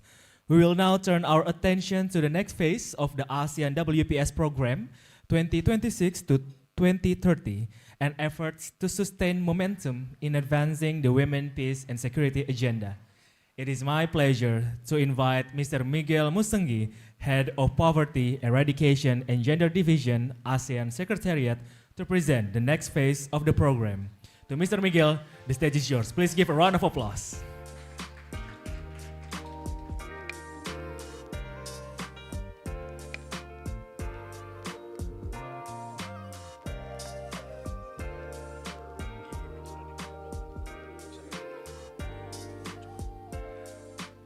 Selamat pagi. All right. I hope everybody can hear me. Good morning, everyone. My name is Miguel. I'm the Assistant Director and Head of the Poverty Eradication and Gender Division of the ASEAN Secretariat. Good morning to all the in-person participants here in the ballroom of Arya Duta Hotel. And also we understand that there are online participants currently connected. around 82 connections. So good morning, good evening to all the participants from the online community. For this session, please give me around 10-15 minutes to walk us through this presentation. And a special shout out to Christina and Rebecca for preparing the talking points for the slides, although I'll deviate a bit and go off script. So I was voluntold to give a presentation on how does phase 2 of this program, this multi-year program on ASEAN's initiatives to promote women peace security agenda across the region. And this is where I will go off script, yeah, Rebecca and Christina. We've heard earlier, and it was particularly striking when Nurul mentioned this global pushback against gender equality and women empowerment. So this program, while it was being designed, was within that context. And this is not an imagined assault against all the gains that we've been building on gender equality and women's empowerment. There is evidence that this has been happening, especially in the online space. Yeah? We have evidence on that. And that's also being conflated with all the geopolitical tensions that we find ourselves in. And this is where this project is located now. So this session is not just a pitch to ASEAN member states and ASEAN dialogue partners to mobilize resources. No, it's not just that. It's it's an attempt to protect all the gains that we have achieved. It was mentioned earlier by our friend Emily that it was quite fast, the pace by which ASEAN's consensus on WPS was converged and implemented, and that's what we're trying to preserve here. I wrote some notes which now I cannot read because of my very ugly handwriting, but just to say that as we go into this presentation, this sense of urgency to protect the gains within the region, the consensus amongst the ASEAN member states, but also to show the world, this outward-looking ASEAN, of how it's working in our region and how this hopefully will inspire other parts of the world to address these geopolitical tensions and proactively address this backlash. I don't know if the proper term is backlash or pushback against all the gains on gender equality and women's empowerment. Especially earlier, it was already highlighted, women's role in peace building, early warning, and conflict prevention. Okay, I think I'm overhyping this presentation, so let's just jump right into it. There. So the program, this phase 2, is grounded in the recognition that sustainable peace is inseparable from gender equality, as affirmed in UN Security Council Resolution 1325. And for ASEAN, advancing the WPS contributes directly to conflict prevention, social cohesion, and inclusive governance. And the program contributes to the fulfillment of the goals of key regional and global frameworks, including the ASEAN Regional Plan of Action and WPS, the ASEAN Community Vision 2045, which is ASEAN's 20-year development roadmap that the ASEAN leaders adopted last year. And then I'll speak to that later on. And of course, the 2030 Agenda for Sustainable Development, particularly SDG 5 and SDG 16. Now, why phase 2 is needed?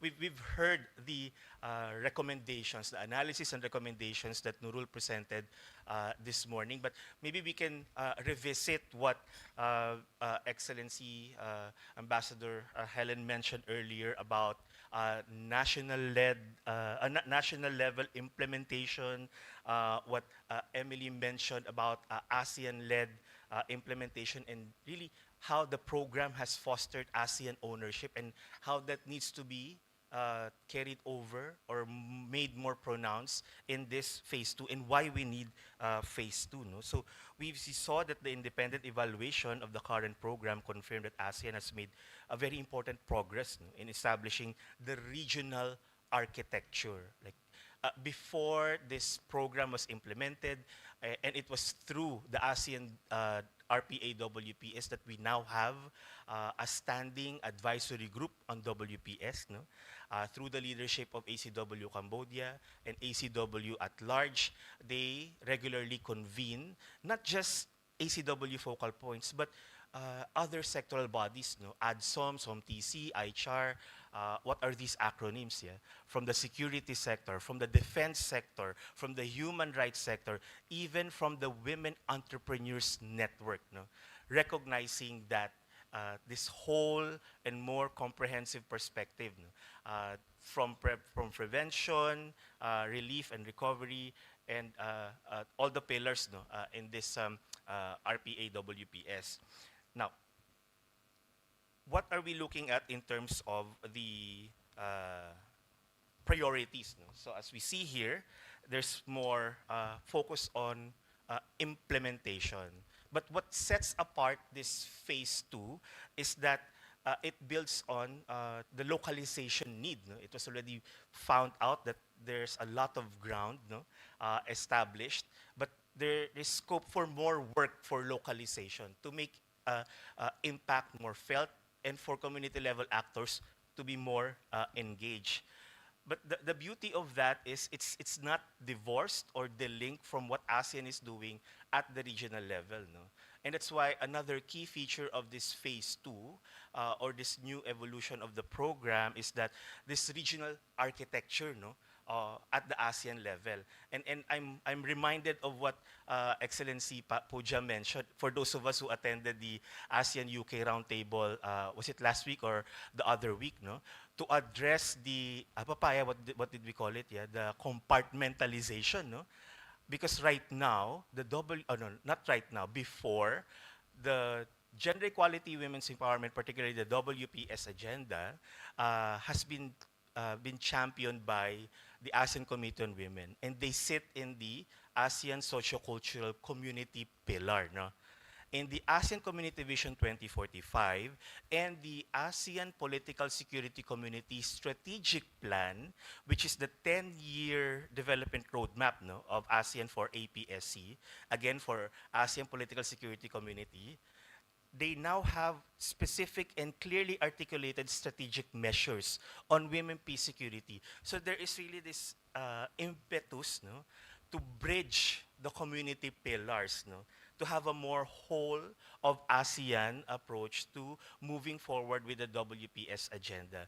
And that goes into how critically important it is that this phase two has that component, no, on strengthening regional coordination and the regional architecture. No? Another critically important component of this program is on community of practice, no? Engaging stakeholders, and particularly women's organizations, no? Women themselves, no? Because they're the ones at the front line, no? The peacekeepers, no? That who are deployed, those who are at the community level that are at the front line of engaging community leaders, no? Also, focal points in the respective ministries, no? As I've mentioned earlier, the ACW focal points, they largely sit in the ministries of women, no? For Cambodia, MOA, no? Ministry of Women's Affairs. For Malaysia, it's Ministry of Women and Family. I think for some member states, they sit in the ministries of Interior, no? So now this program aims to provide space and resources for government officials within this ministry to reach out to your and strengthen your collaboration, your partnership with the defense sector. That's why we're happy that ADSOM chair, I think, is participating today and this afternoon, no? Representing the defense sector. Also in the security sector and the human rights sector. No? So, and largely we're also observing that in the non-traditional security space, no, in the digital space, and also disaster risk reduction. No? And I think one other key point here is on, please let me not to overemphasize, but to highlight, no, the engagement of women's organizations. This cannot be overemphasized. Okay, that's what I wanted to say. This cannot be overemphasized enough. That for this phase of the program, building on the NAPS Academy, no, the operationalization of the localization toolkit, no. So more women peace builders at the local level, no, and at the community level would be more engaged. So that's what we're hoping that this program will achieve in the next 3 to 5 years. The next slide. What would be the geographic coverage of this program? No? It will look at, of course, implementation at the regional level. There would be country level engagements. Engaging the respective ministries, no, particularly the ministries of women, or in charge, or the national women's machineries, no. But again, the critical component there is building and strengthening the bridges, no, the linkages between at the regional level the ASEAN sectoral bodies, no, and that's why we're very happy that our colleagues from the ASEAN Secretariat are here. Not just from our division, from the Poverty Eradication and Gender Division. We have colleagues supporting ICHAR, SOMTC, ADSOM, and I think even our colleagues from the culture and information sector are here, no? And also from the economic community department, they're also here. Because again, the mandate that this ASEAN Community Vision 2045 is giving to the ASEAN Secretariat is to support the ASEAN sectoral bodies, no, in this whole partnership endeavor, and then to support the ASEAN sectoral bodies to strengthen their partnership with the ASEAN dialogue partners and other stakeholders. No? So as we can see here, the implementing arrangements, it will be the ASEAN Committee on Women who will be coordinating, no, and steering this initiative as the endorsing sectoral body. That's the bureaucracy part of this project, no. But again, the spirit behind that is to have an anchor ASEAN sectoral body to reach out, no, and bridge and link with other ASEAN sectoral bodies, ASEAN entities, and various stakeholders. No? And of course, UN Women plays a critical role here as a long-standing partner of ASEAN. No? So UN Women, they're not just the implementing partner of the previous project, no? Putting it in the wider context of the ASEAN UN Women Partnership for the past, like, I think 7 years, ASEAN and UN Women has a joint work program wherein UN Women supports not just ACW, not just the ASEAN sectoral bodies with the very explicit gender equality, women empowerment mandate, but UN Women also supports other ASEAN sectoral bodies. No? So that's the context behind UN Women being identified as a long-standing partner, which is well-positioned to support the implementation of this next phase of the program. Okay, I think I have 2-3 more slides left, but now looking into the specific priority areas. No? So first is on strengthening ASEAN coordination and accountability to support the implementation of the our regional plan of action on WPS. And again, I've already mentioned how important it is that this next phase will support these partnership and collaboration to strengthen the regional architecture, no, within ASEAN, especially across the or between the ASEAN sectoral bodies. But more than that, this regional architecture refers to how ASEAN dialogue partners can come in, also how civil society NGOs can come in, no? And I think that speaks to the second component, no, which is on strengthening ASEAN regional community of practice to bring together all of these stakeholders. And if you could spend a couple of seconds here, and it was already emphasized, no, in the analysis and recommendation presented by Nurul earlier, that there are a lot of good practices, no, at the national level, and also a lot of knowledge. But this is something that ASEAN, again, this outward-looking ASEAN, no, and what the project aims to achieve, no, is to bring it out to the world, no, and again.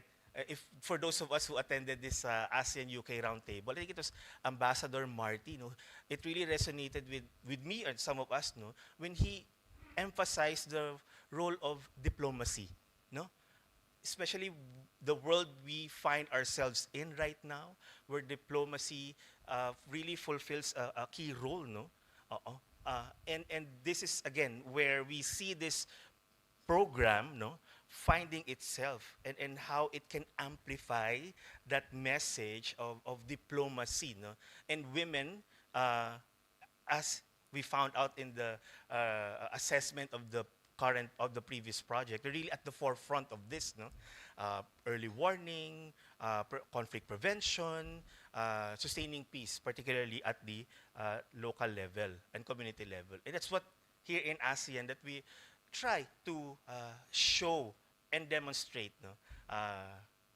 as an outward-looking component of this project. No. What else do we have here? Country-level implementation, again, what Ambassador Ellen mentioned earlier, looking at member states who already have national action plans to support their implementation. For member states who are in the process of either developing their national action plans or national policies that are integrated in their more comprehensive gender equality, women's empowerment frameworks, no?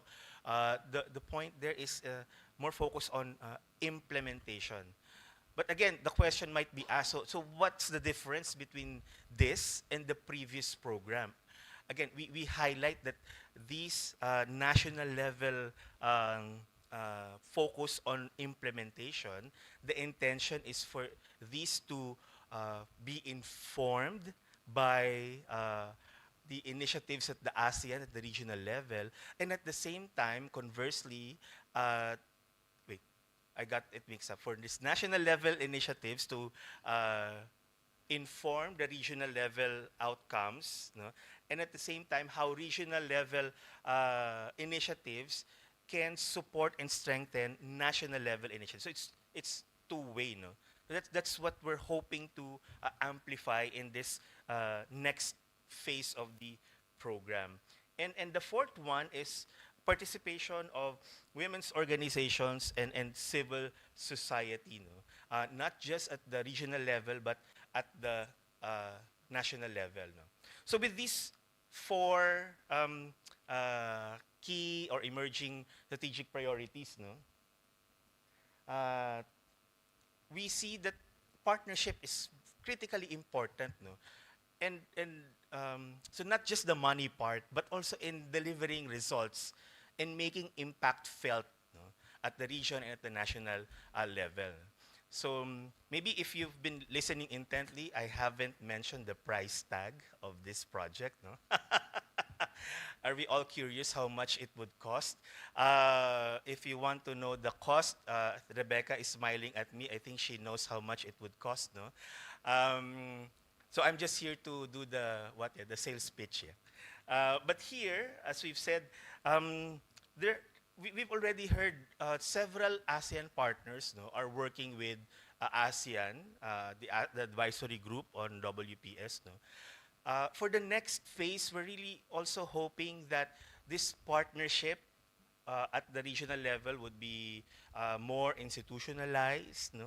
Because the partners, we've heard, for example, Canada is in their third iteration of their national action plan, no? So there's, and I think New Zealand, no, they also have this action plan. So there's a lot of knowledge exchange to be had. But I might be wrong, yeah. But the intention is to also mirror this at the national level, no? These partnerships. And again, not just to focus on one-off activities or one-off project, no? But something more sustained and long term, no? Within the 3 to 5 years that this project is being proposed to be implemented. All right. Then we can go to the next slide on what this program aims to deliver. So the results, no, we see here is stronger ASEAN coordination. No? Perhaps coordination could be a soft term, but the spirit behind this is more collaboration, more partnership, something more institutionalized. No? Second is strengthening localization of the regional plan of action. Again, speaking to this point on implementation, no? At the regional, at the national level. Also enhancing leadership and participation of women in peace and security. Community-led initiatives that strengthen conflict prevention, social cohesion, and climate resilience. Stronger, inclusive, and CSO engagement, and enhanced ASEAN knowledge exchange and WPS. No? I think I've reached the tail end of this presentation. Again, to go back to the earlier point I made, and as we transition to the next part of this session, no, this proposed next phase, again, it's not just another multi-year project that the ASEAN Secretariat or UN Women is pitching on behalf of the ASEAN Committee on Women, but really it's an earnest effort and attempt, no, to address what's happening right now, where we find ourselves in the world and in the region. No? This very forceful and even coordinated, no, backlash against all the gains that we have worked hard on to promote gender equality and women's empowerment and to preserve the peace, no? That we've all worked hard together on, no? Based on the global tensions that we are seeing and feeling. And on that last point, no, ultimately, we know that these global tensions, this pushback, no, is being felt by all women, all girls, and not just them, no, but men and boys, no, in our region, in each of your countries, in our countries. And I hope I'm not sounding like I'm over-promising that this project will deliver ultimate world peace, no? But it hopefully will make a dent, no? After 3 or 5 years of its implementation. So with that, I'll end this presentation and I'll hand over the microphone back to our MC. Thank you. Thank you very much for that presentation. Please give a round of applause to Mr. Miguel Musengi. And Mr. Miguel, you may remain on the stage, and please kindly sit to the available on the stage. As we've come to the next session, well, distinguished guests, ladies and gentlemen, I'm sure all of you can't wait for the next session. One of the most exciting part, we will now move to the partner reflection session. This session brings together representatives from ASEAN institutions, government, civil society, and regional partners to reflect on the concrete changes achieved in advancing the women, peace, and security agenda in ASEAN. It is now my pleasure to introduce our moderator for this session, which is Mr. Miguel Musengi as the moderator and also Assistant Director and Head of the Poverty, Eradication, and Gender Division at the ASEAN Secretariat. We are also honored to be joined by a distinguished panel of speakers. The first one We will invite His Excellency Dr. Chem Widya, Secretary General of the ASEAN Inter-Parliamentary Assembly, joining us through a pre-recorded message. His Excellency I Gusti Agung Wasaka Puja, Executive Director of the ASEAN Institute for Peace and Reconciliation. Ms. Christine Kayla M. De Torres, Office of the Presidential Advisor on Peace, Reconciliation and Unity, Philippines. Mr. Edmund Bon Tai Sun, Representative of Malaysia to ASEAN. Dr. Luong Tu Hien, Director of the Center for Gender and Women's Rights Studies, Ho Chi Minh National Academy of Politics, joining us online. And Ms. Judith De Souza, Executive Director of NGO Bafuturu, Timor-Leste, joining online.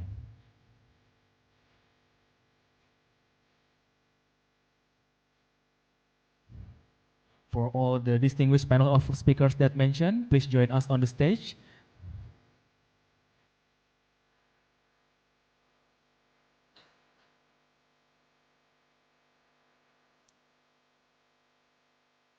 Thank you to all distinguished speakers for joining us today. Without further ado, I would now like to invite Mr. Miguel Musengi to lead the panel's discussion. Over to you, Miguel. Thank you very much, Mr. MC, and thank you, panelists, for joining me up here so it doesn't feel very lonely. Also, thank you to our two speakers who are joining online. We see you here at the screen. Okay, suddenly they're showing my face so I can see my double chin. Yeah. Okay. We understand that the organizers gave you like 5 pages of questions to answer. But since we're now living in the age of AI, I asked Copilot to condense them. So, Excellency Pa Puja, let me read first the questions, no? And then maybe you can expound and respond to these questions. And in the interest of time, we can do the same for the rest of the panelists. So for the questions, Pa, we asked from your perspective, what are the most significant results achieved under the ASEAN RPA and WPS? Also, how has ASEAN's engagements with civil society organizations and women peace builders in advancing WPS agenda, especially in the context of ASEAN IPR's mandate, no? And how has the unique nature of ASEAN IPR as a track 1.5 institution helped create these spaces? Over to you, Pa. Thank you so much, Miguel. Good morning, everybody. It's always a pleasure to meet you, Miguel, because whenever I meet you, I feel that you are always as a source of aspirations and inspirations for everybody in this respect. And I'm honored to sit again here. Usually on the WPS issue panels, in the past, I usually the only unique creature on the panel. But today, this morning, I'm accompanied by these two gentlemen, so I'm so honored in this respect. Well, with regard to your questions, Miguel, let me first just bring you back the WPS 25th years. It was celebrated the last year. In fact, that WPS agenda still remains as a political strategic imperative in the midst of this uncertain circumstances. A lot of new conflicts occurred, but I feel that WPS is still very important, and women inclusion is certainly very imperative in this respect. So that's why in our efforts, in particular, we talk about the partnership. This is something that we value very much. That's because the partnership with dialogue partners are very important.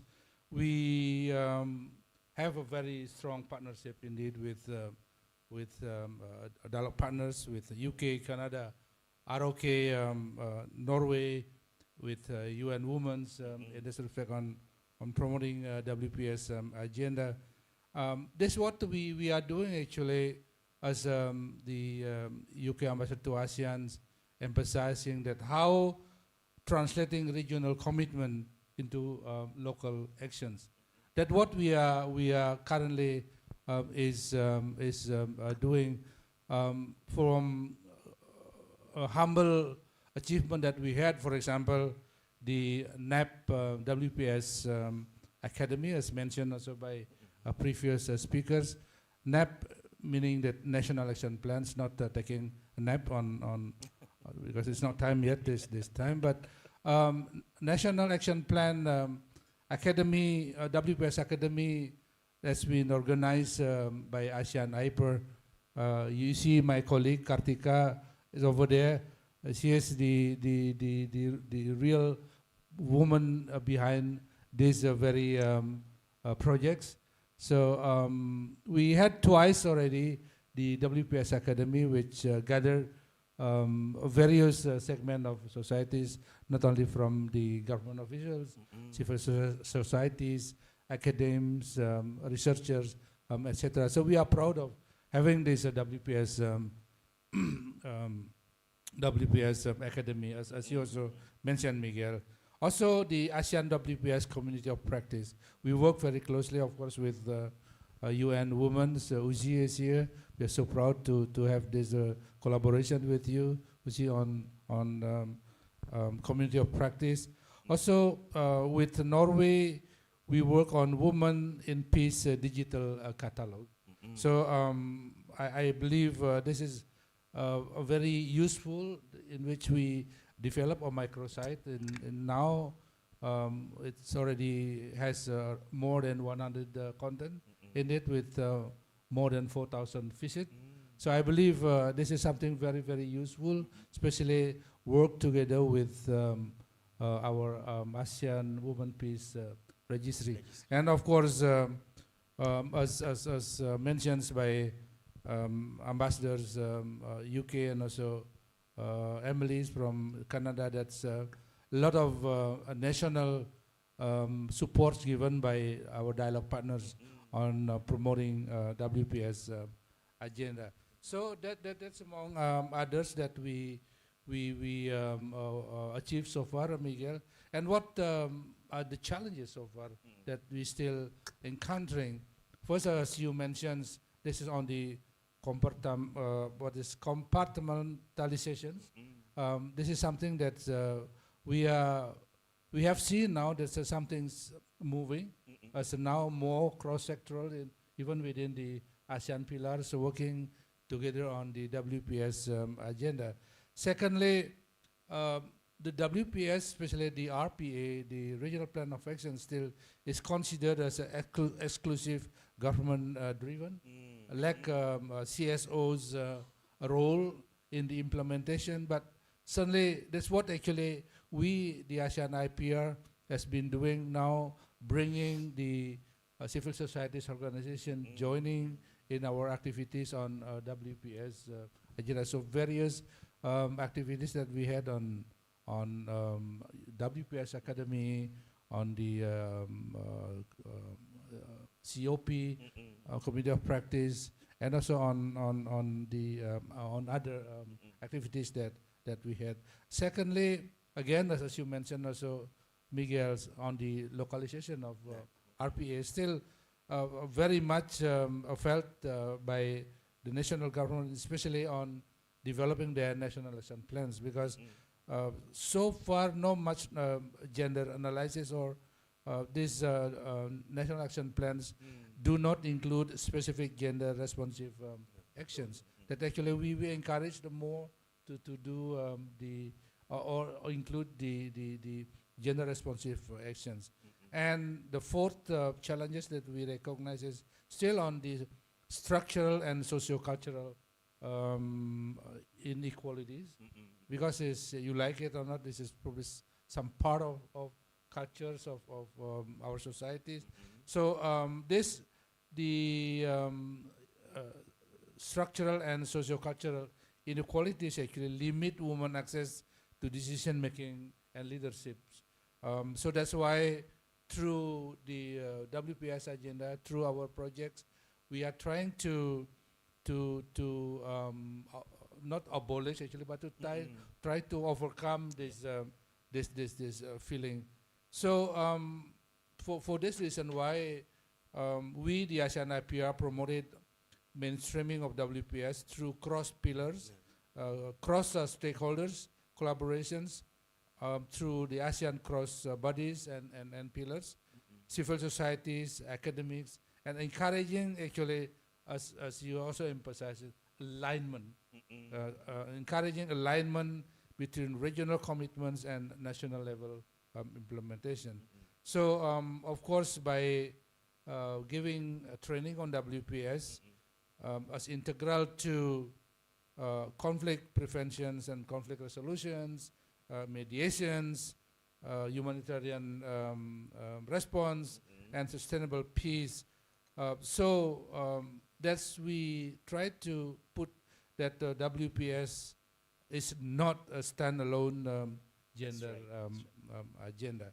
So that's among others on the RPA, Miguel, and a little bit on involvement of CSOs. Of course, we, as I mentioned before, that we trying to involve CSOs in our program, especially on the ASEAN WPS Community of Practice, and also on the Women in Peace digital catalog.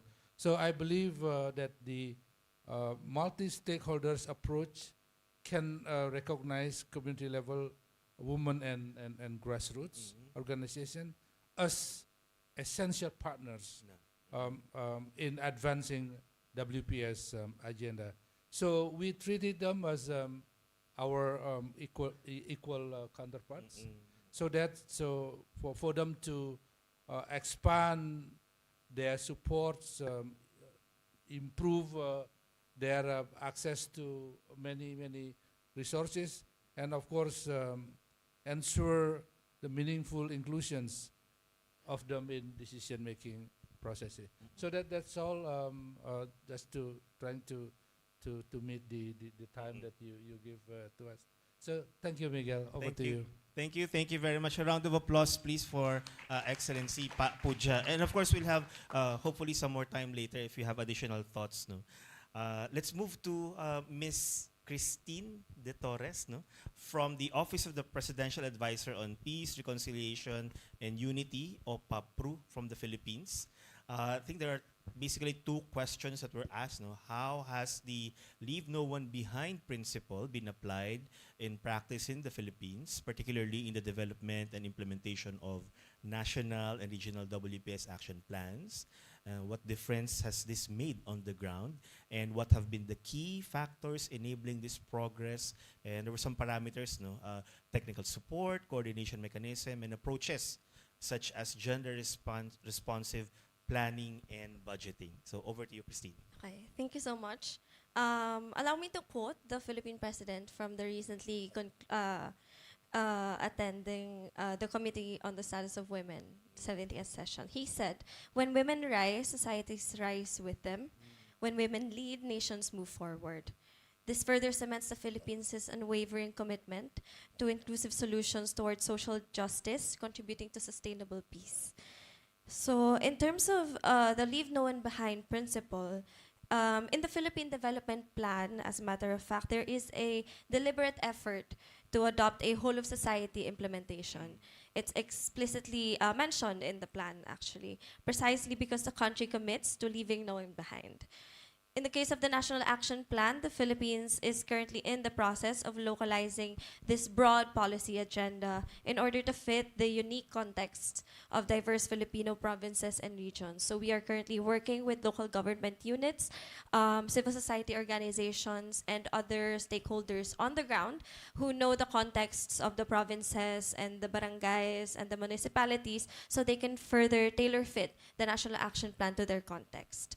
It must be noted that this will not only involve policy and lobbying work, but maybe more importantly, it involves a tedious process of capacity building and skills development. So the Women, Peace and Security Center of Excellence in the Philippines have have commenced this process in 2024, starting with equipping the National Steering Committee on Women, Peace and Security. So that's a multi-agency body in the Philippines, established through an executive order in 2010, at the same time as the first national action plan of the Philippines. So it's composed of different member agencies, national government agencies, that are mandated by an executive order to implement the national action plan. This actually, I wanted to echo what Ambassador Puja said earlier about the alignment of plans and projects, which is something that we also see as very important in the Philippines, given that different agencies have different projects and different mandates and different priorities. But there is a need to align these and sort of build a coordination mechanism, or at least like maximize the existing coordination mechanism that there already is, to improve the delivery of these projects. So in terms of capacity building, we commenced this in 2024, as mentioned, with the National Steering Committee, with skills building on results-based monitoring, because MEAL, or Monitoring, Evaluation, Accountability, and Learning, is something that was found to be one of the weaknesses of the past iteration of the Philippine National Action Plan.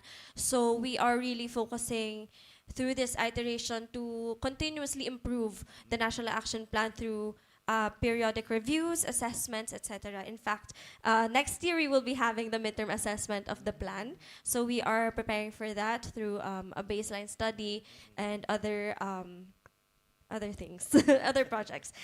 So since 2025, we have expanded our strategic engagements with the Gender Plans and Budgets Reviewers of the Philippine Commission on Women.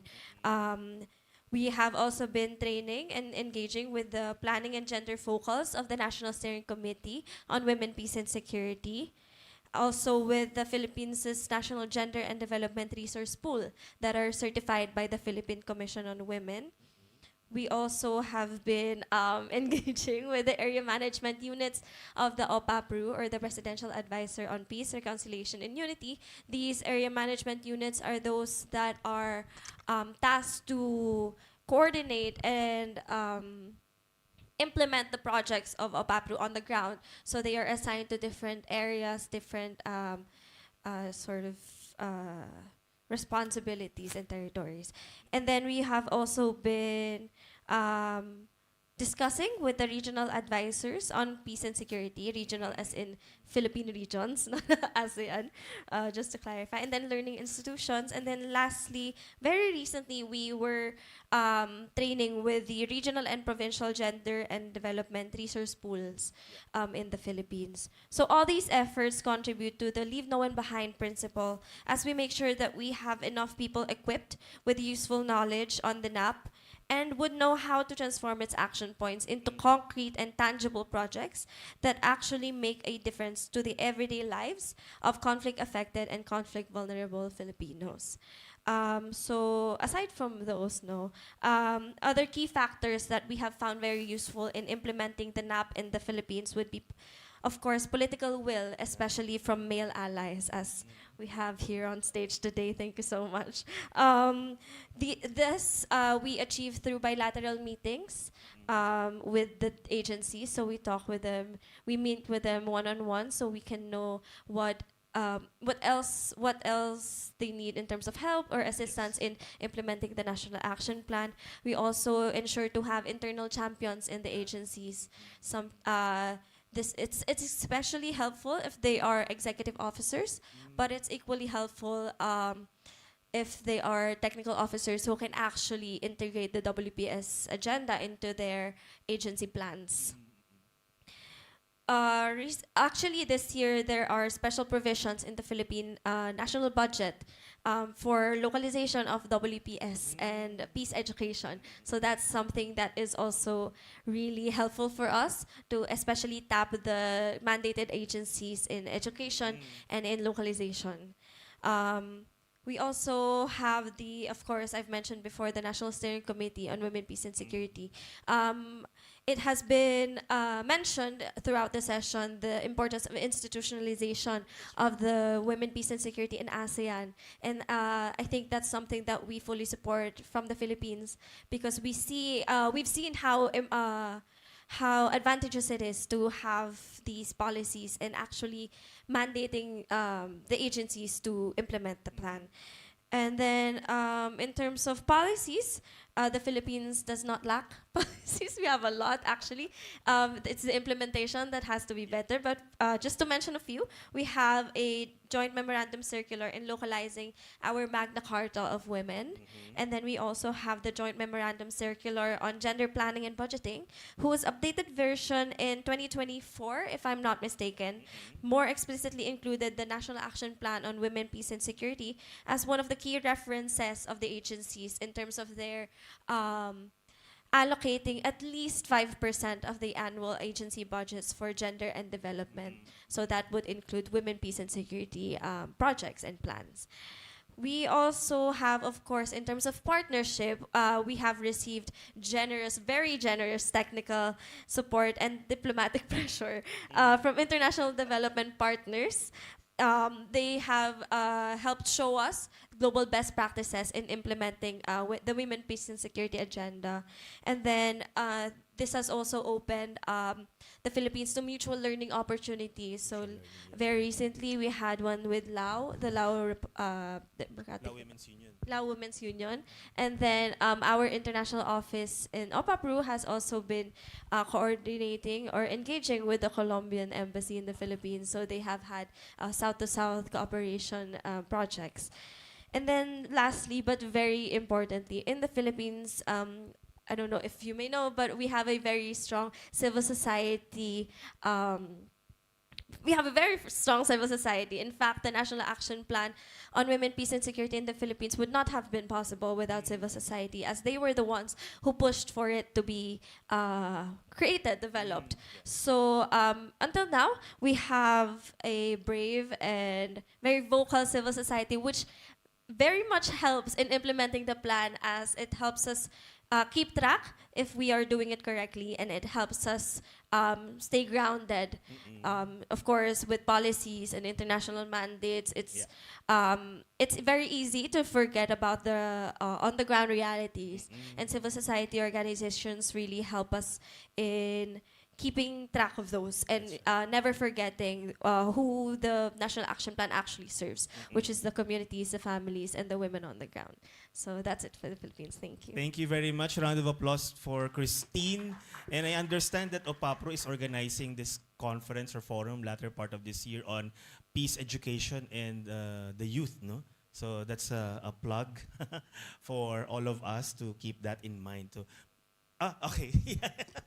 Sorry, there's another conference that we are organizing. Actually, Ambassador Puja attended the International Conference on Women, Peace, and Security in 2024. And then this year, we have also been planning an ASEAN-level conference in August. I guess everyone in the room may expect an invitation soon for that. So hopefully you will be able to attend, so we can foster more mutual learning and hopefully for partnership opportunities. Yeah, thank you. Thank you once again, Christine. Let's now move on to Excellency Mr. Edmund Bon, ICHAR Malaysia representative to what's ICHAR? ASEAN Intergovernmental Commission on Human Rights. No? And I think there were a couple of questions that were sent to you, Edmund. No? What has ICHAR's recent series of regional workshops on the intersection between conflict and human rights achieved so far? What were the key factors that enabled these workshops to generate meaningful outcomes? And looking ahead, how do you see this work evolving? No? Including the possible development of a peace pathway framework. So over to you, Edmund. Thank you, Miguel, and thank you the organizers for inviting me. Last year, Malaysia chaired the Commission and ASEAN, and we were quite ambitious. We had in mind 2 declarations. One declaration which we adopted was the right to safe, clean, healthy, sustainable environment. And the second one, which we have also adopted now, ASEAN leaders, is the one on the right to development, right to peace towards inclusive sustainable development. So I think the first point was that in 2025, the idea about, and we brought this through my role as chair at the WPS advisory group. If I was not there, I wouldn't have learned about this. And I think I brought back together the baseline work and the indicators of the WPS, understanding how the initiatives that are being planned by ACW, ACWC, and your pillar, social cultural pillar, had to be brought a bit more mainstream into the political security pillar. So I think the idea was to get the WPS indicators. We try to implement the WPS indicators through our work, but also not recreate the wheel, but at the same time move ahead with our own work initiatives to link development and peace. We have successfully now adopted the ASEAN Declaration on Development and Peace, and leaders have said ICHA is supposed to follow up on it. So we are coming up with our action plan, and that will definitely have to include these peace initiatives, conflict prevention peace initiatives. And the WPS framework allows us these entry points. So the second learning, really very important for us, was that during the 6 workshops, it allowed us, and I think Pak Puja was there and a lot of you were there, allow us to actually create space. And one of the workshops were actually in this ballroom, supported by UN Women as well. Create space to discuss very difficult issues. It allowed us to, I'm not sure too much of the history about how we discuss issues that were very difficult and sensitive, apart from the leaders or the AMM level. But I think at a working level, at the ICHA, with our representatives, with ASEAN IPR, with all the other social cultural pillars, bodies being invited, that space was very, very important. We spoke about all sorts of issues, Mindanao, Aceh, Cyclone Nagis, Myanmar, the range of issues. So I think for us, it contributed to the declaration. It contributed also to allowing us to have a better understanding of what a rules-based conflict prevention peace mechanism should look like. Because we found that there is a huge gap. WPS agenda actually fills that gap with the indicators. If we are able to actually get all those indicators done, it will be excellent for ASEAN. But we also had found from the human rights perspective that there is a huge gap that we need to actually fill.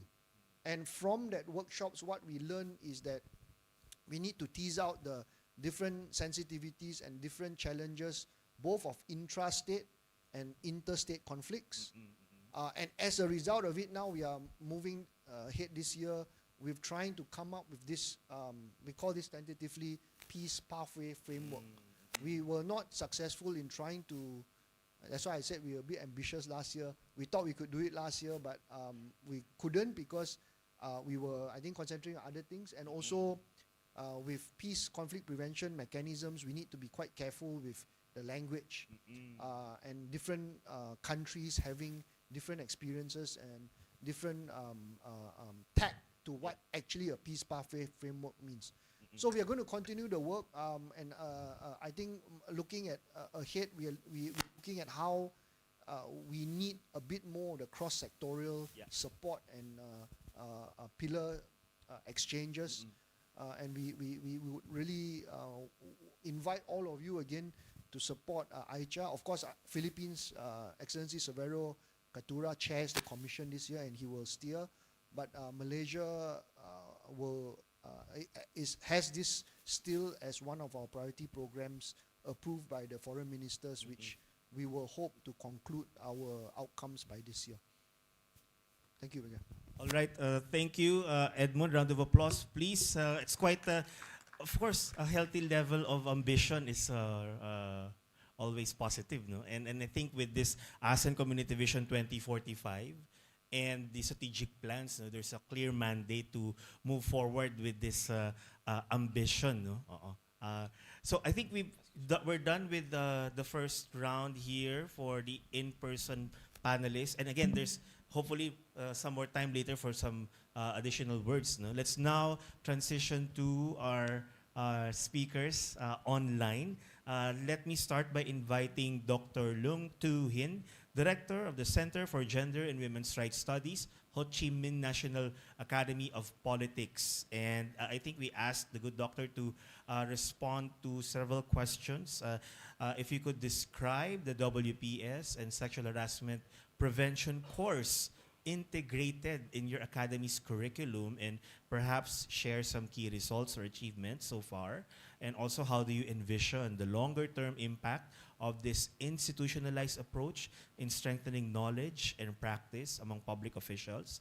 To what extent did participation in regional workshops, particularly the NAP Academy, influence the institutionalization of WPS in your curriculum? And lastly, how do you see this model informing on inspiring similar approaches in other ASEAN member states? So we'd like to invite Dr. Leung to take the screen.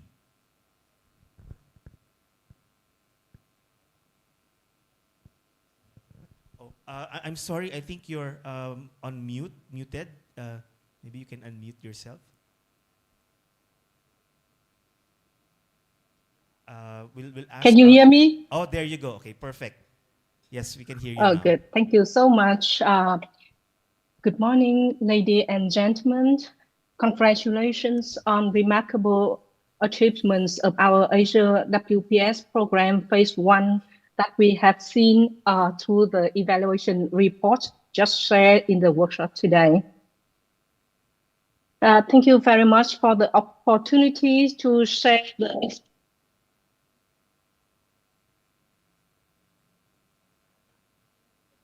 Oh, I'm sorry, Dr. Tu, we lost your audio again. Can you, yeah. I'm sorry, we cannot hear you. Can you hear me? There, we can hear you again. Okay.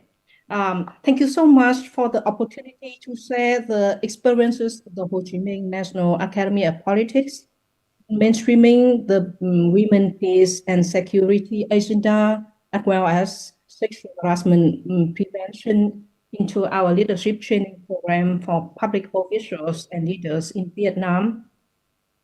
Let me briefly introduce the context of our training system. In Vietnam, the Advanced Political Theory programs is a mandatory qualification for public officials who are appointed to the leadership position within the political system. When the officials are placed in the leadership pipeline, they are required to complete this program before they can be formally appointed. The program is offered in two formats, an 8-month full-time programs and a 2-year part-time program for working officials and leaders. Overall, the program includes 19 compulsory courses, and one of them is a course entitled Gender in Leadership and Management. This course is designed as a 3-day intensive training course for leaders and senior officials. And it is within this course that we integrate the women, peace, and security agendas and Vietnam's national action plans for WPS. With the support of UN Women Vietnam, we have developed 3 important learning products. First, a textbook for students where WPS and the national action plans are systematically integrated. Second, a teaching guide for lecturers, which provides guidance on how to effectively deliver these topics in classroom. Third, a set of reference materials, which allows lecturers to deepen their knowledge and strengthen their expertise, so they can teach WPS within greater confidence and depth. Within the course, WPS is integrated into 4 key modules. Module 1, which focus on gender equalities and sustainable development. We introduce the principles of WPS and discussed the emerging non-traditional security issues, such as climate change, environmental security, pandemics, and economic securities, and how these issues affect women and men differently. In Module 2, which focus on gender equality laws and policies in Vietnam, we introduced the WPS agenda and Vietnam's national action plans, which includes the 4 pillars of WPS. In Module 3, which focus on the gender equality in politics and public administration, we link directly to Objective 1 of Vietnam's National Action Plan, which promotes women's participation in leadership and decision-making. Finally, Module 4 focuses on leadership skills for promoting gender equality, where we include sexual harassment prevention in the workplace as an important governance and leadership skills. In 2025, the integrated contents have been delivered by the Center for Gender Studies and Women's Rights under Ho Chi Minh Academy to more than 2,000 public officials and leaders in Vietnam through this course. The textbooks for students is expected to be officially published in July 2006 this year and introduced across the academy training system starting August 2026, including in training institutions under the Ministries of Public Security and the Ministries of National Defense. Through this system, the estimates that we estimate that around 20,000 public officials and leaders each year will receive training on gender equality, WPS, and sexual harassment prevention. We expect 2 important long-term impacts.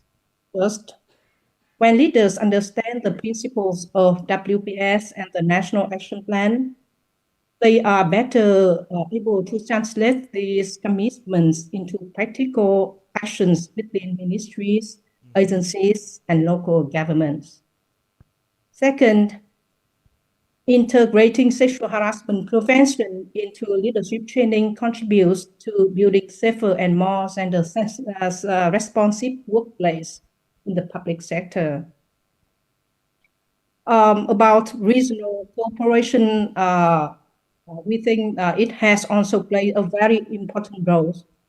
I personally participated in 2 NAP Academy trainings, one in Bangkok in 2024 and one in Jakarta in 2025, as well as several workshops organized by UN Women Vietnam. The activities have deepened our understanding of WPS and allow us to learn from international experiences. Importantly, the NAP Academy's training workshops also introduce us to interactive teaching methods that our teacher, Mr. Vicky, provide us, right? Such as group exercises, case discussions, and participatory learning approach. We have applied these methods in our leadership training programs in Vietnam. And finally, from our experience, an important lesson is that if WPS activities are delivered only through short-term workshops, they might stop when project funding ends. However, when WPS is integrated in formal existing leadership training systems, the training can continue sustainably through national training budgets like our trainings program. I hope that the experiences of Ho Chi Minh National Academy of Politics might offer useful insight for Asia member states. Thank you very much for your attention.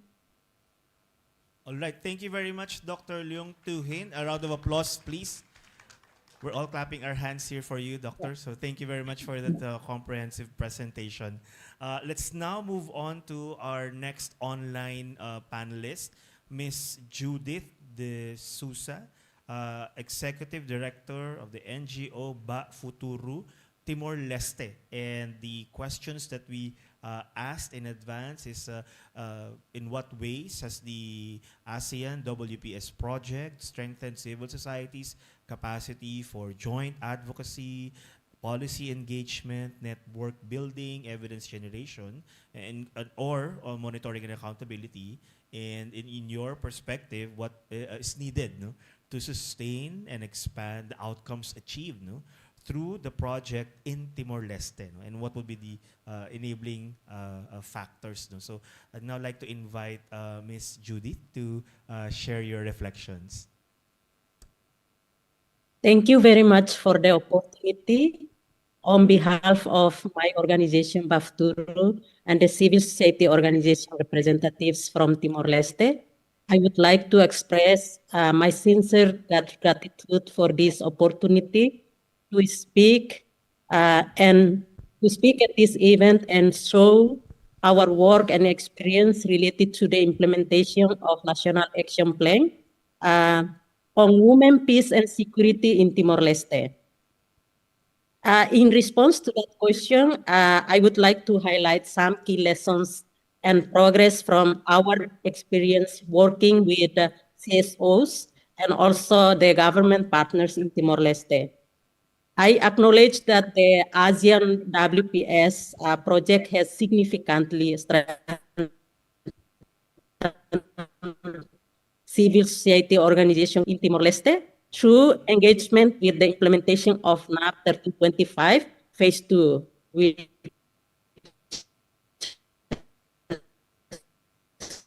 started from 2028. Previously, BAFTURU, in partnership with the Ministry of Interior and UN Women Timor-Leste, we organized a series of workshops that created important platforms for CSO to exchange perspectives, develop joint advocacy strategies, and strengthen the dissemination of the NAP 1325 framework.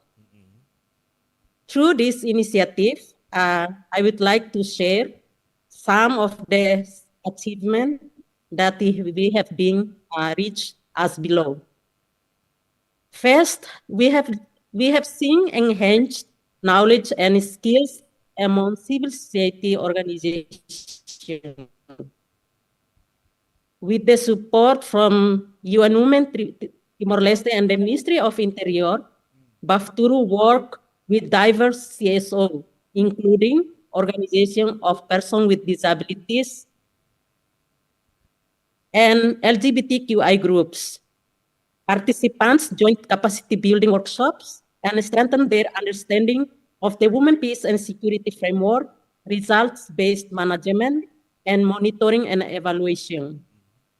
And the second one is BAFTURU also facilitated joint planning and advocacy among CSOs.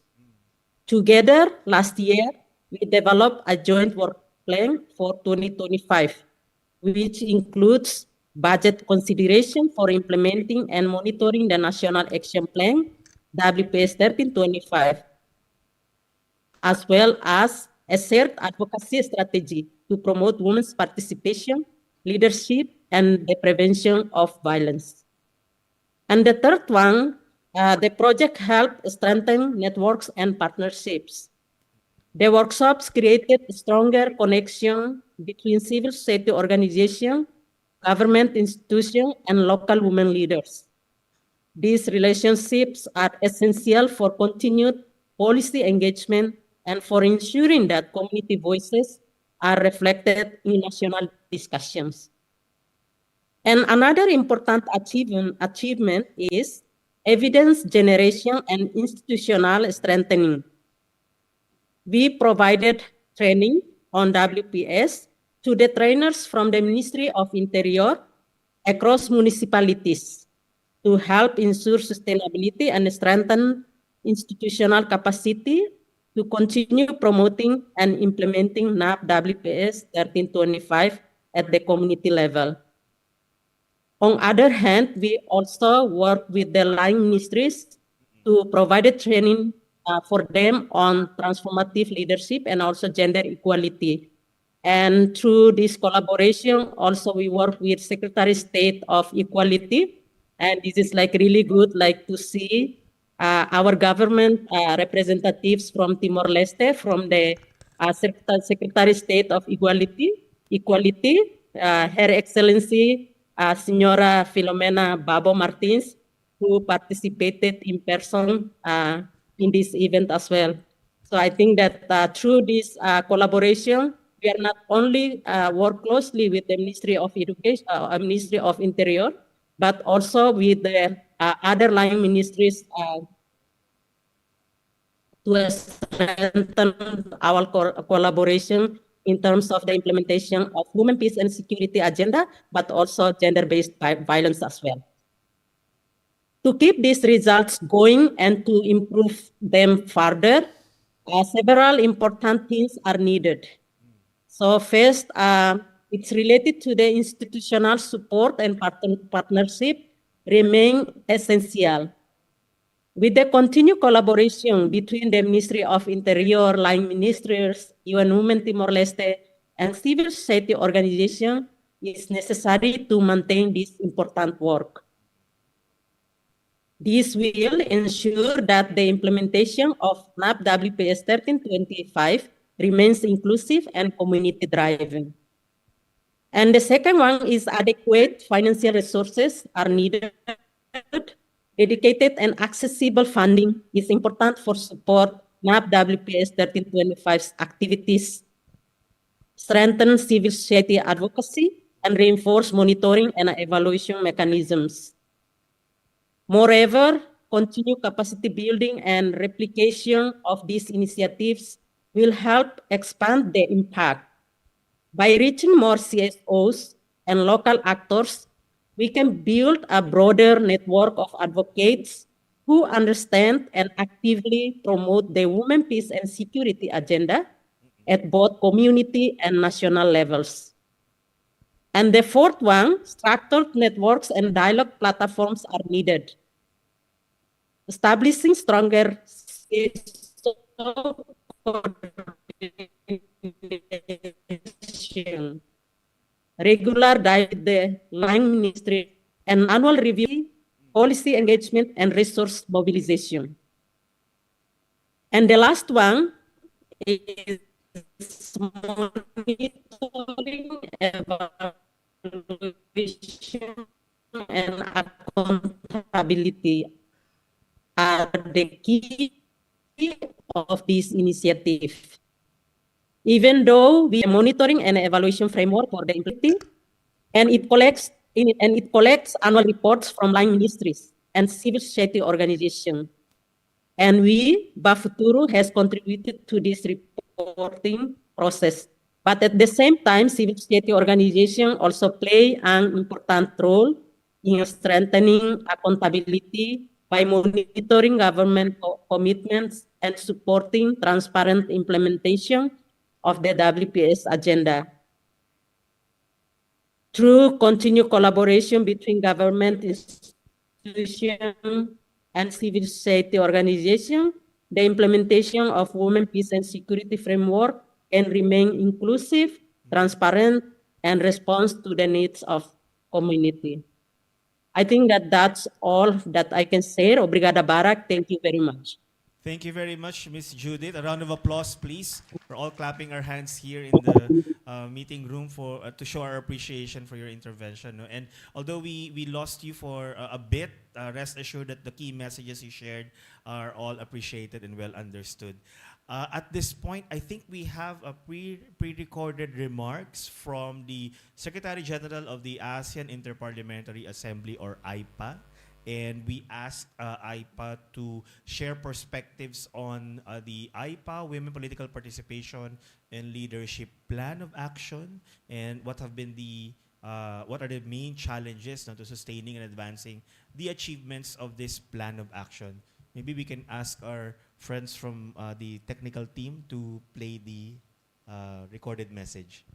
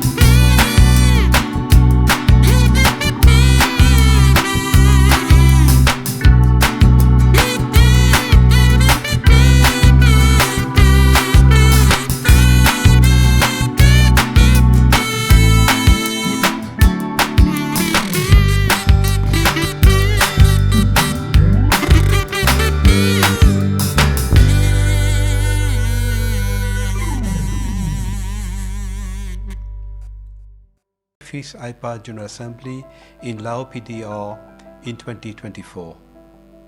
Their adoptions marked a significant milestone by providing IPA and its member parliaments with a clearer and more coherent framework for action in strengthening parliamentary efforts towards gender equality and women's leadership in ASEAN. It also reflects IPA's contribution to broader regional initiatives under the program Empowering Women for Sustainable Peace, Preventing Violence and Promoting Social Cohesion in ASEAN, supported by the governments of the United Kingdom, Canada, and the Republic of Korea.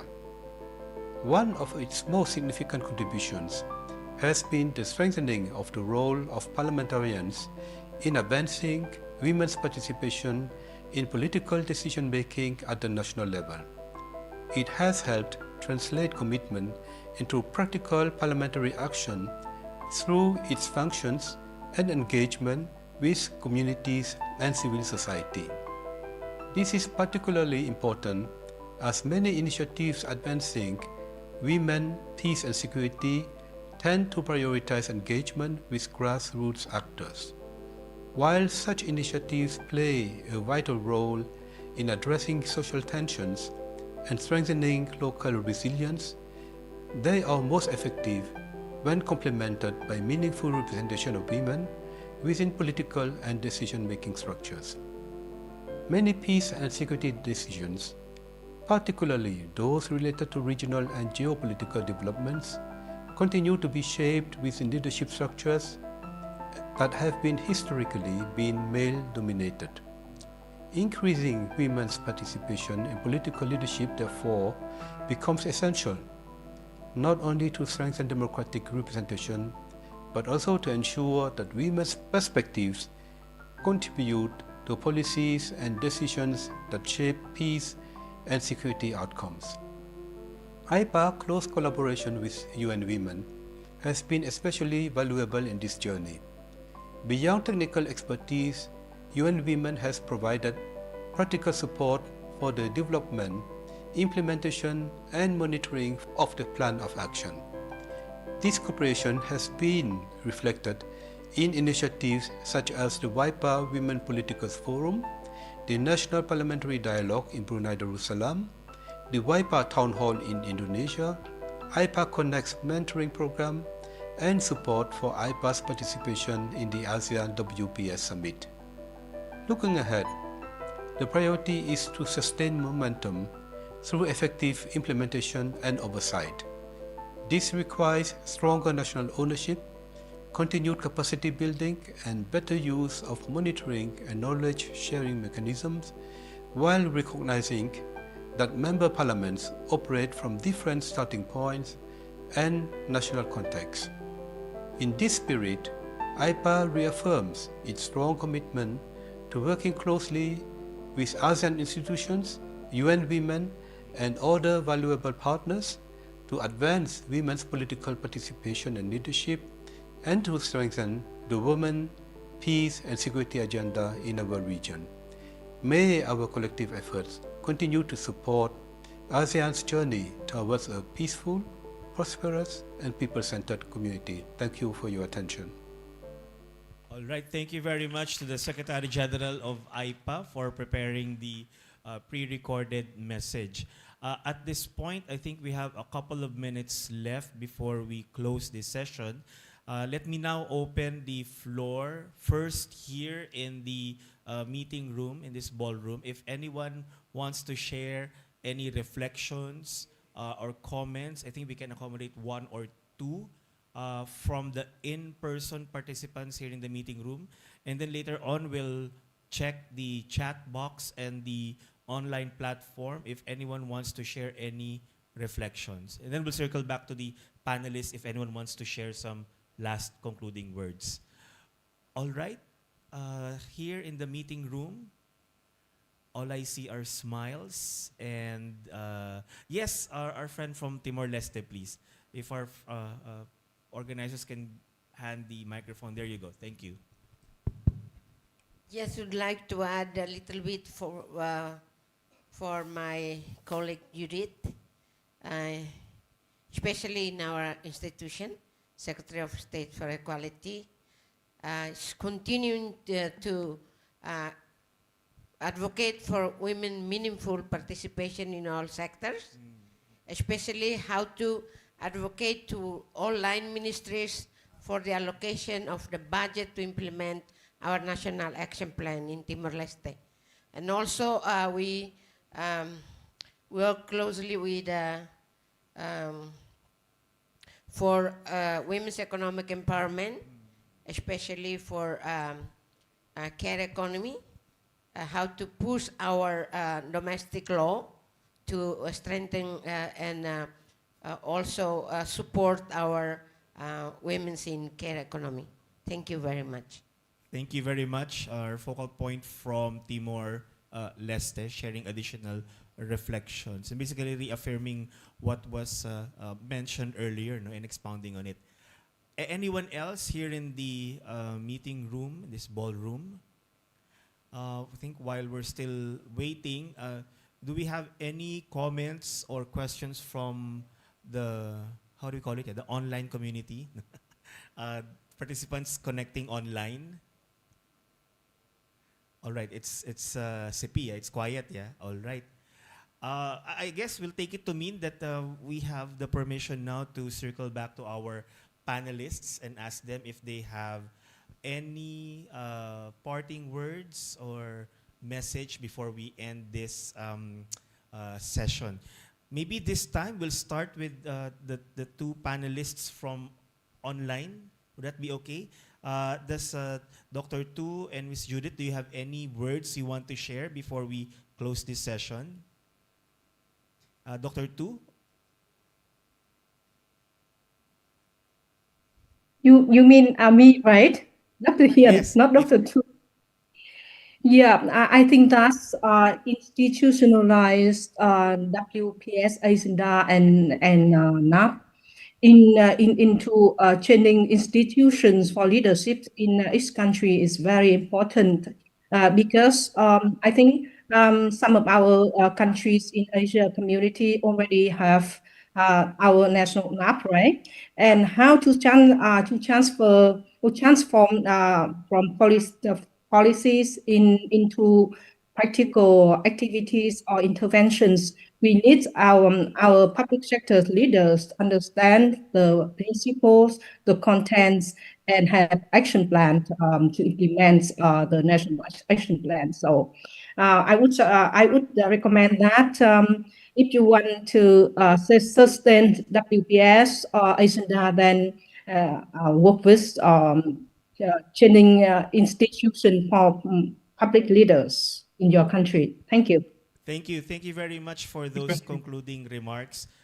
Ms. Judith, do you have any closing message you want to share? Yes, thank you once again for the opportunity. I think that this is like really great event and also like giving space to the civil society organization also to share their good practice on WPS agenda, which is like really essential and also important because we also work directly with our government in Timor-Leste as well.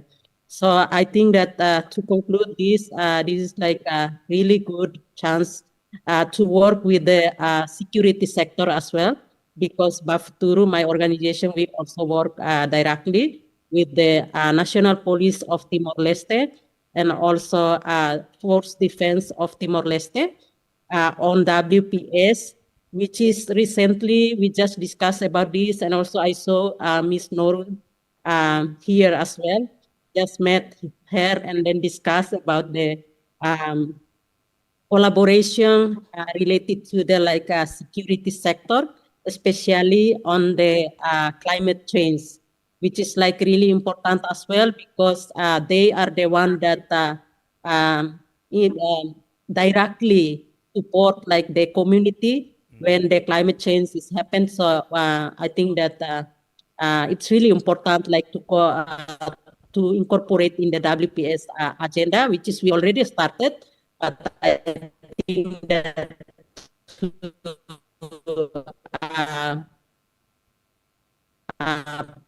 provide like more deed related to that, so we can support our security sector in Timor-Leste as well.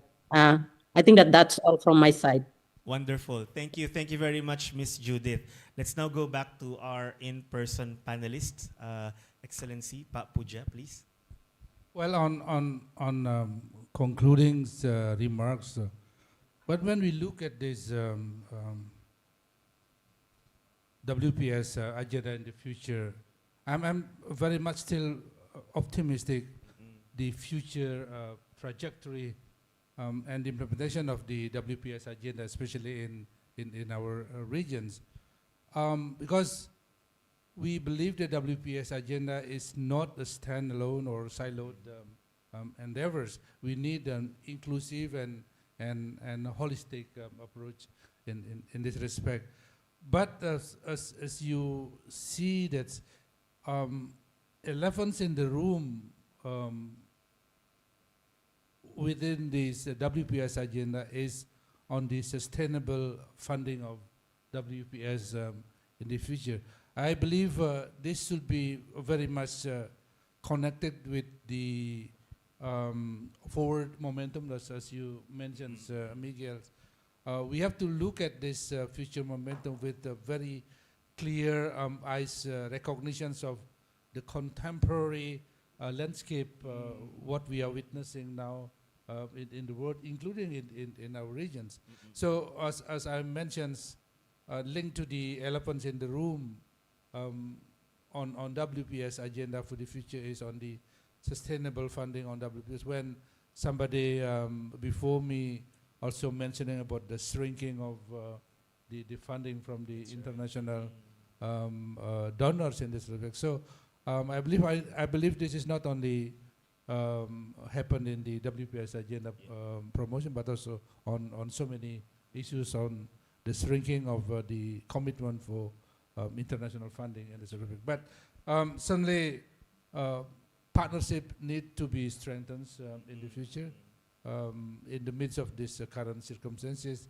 So we must take this time to reflect actually on what kind of world we would like to build, in particular to see the WPS agenda in our regions and in particular on the regional plan of actions on WPS. So, yeah. Thank you, Miguel. Thank you, Pak Puja. And I think the points that you mentioned directly respond to the two questions that we received online. No, what makes WPS agenda in ASEAN stand amidst the global decline of WPS agenda, and also the strategies that can be developed to anticipate and address limited resources. No, I think the last question came from Ibu Danti from ECWC Indonesia. So thank you, Pak, for those closing remarks.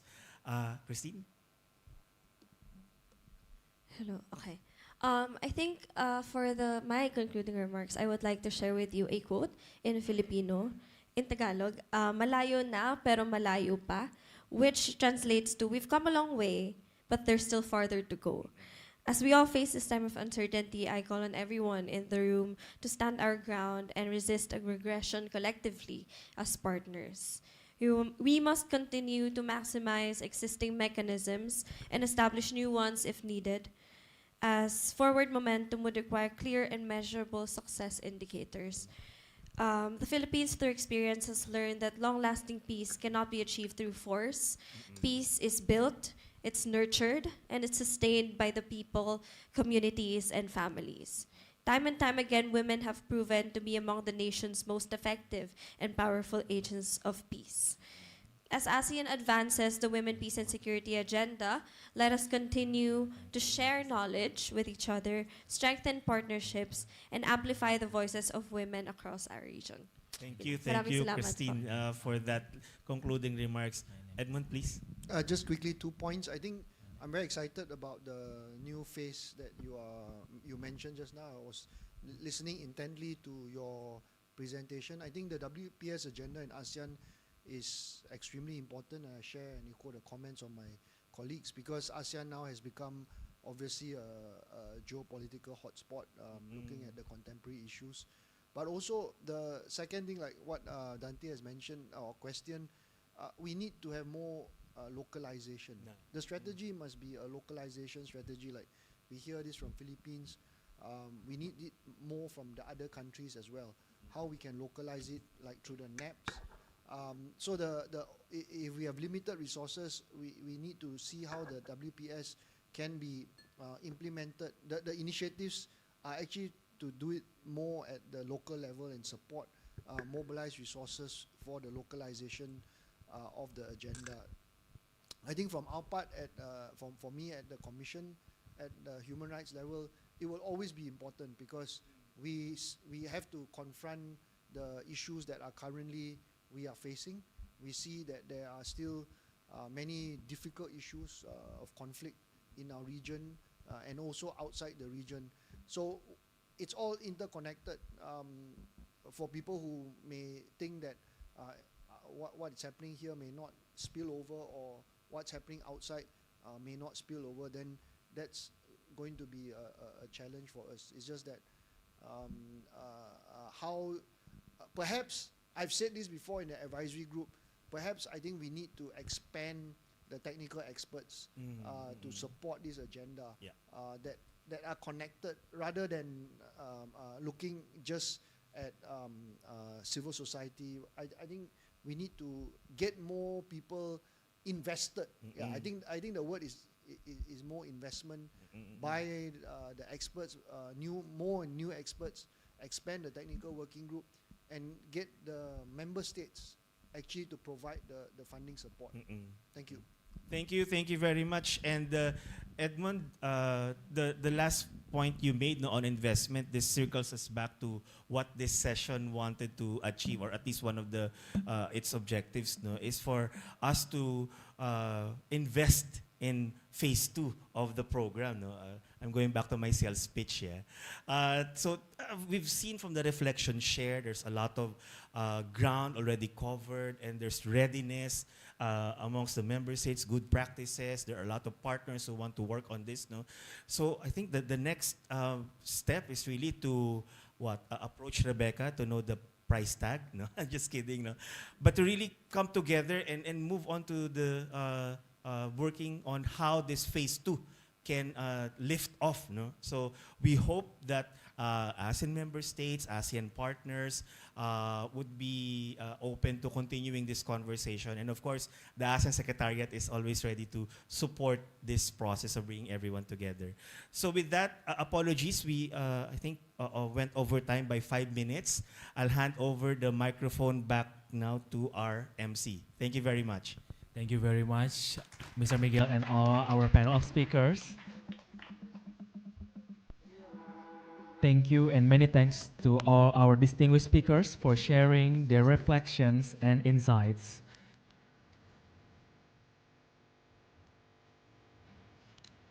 And once again, please give them a round of applause. You may return to your seat.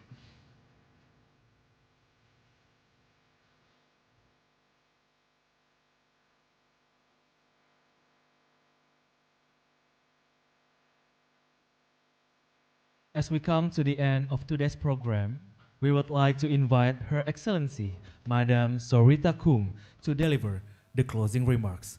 Her Excellency, the stage is yours. Please give a round of applause.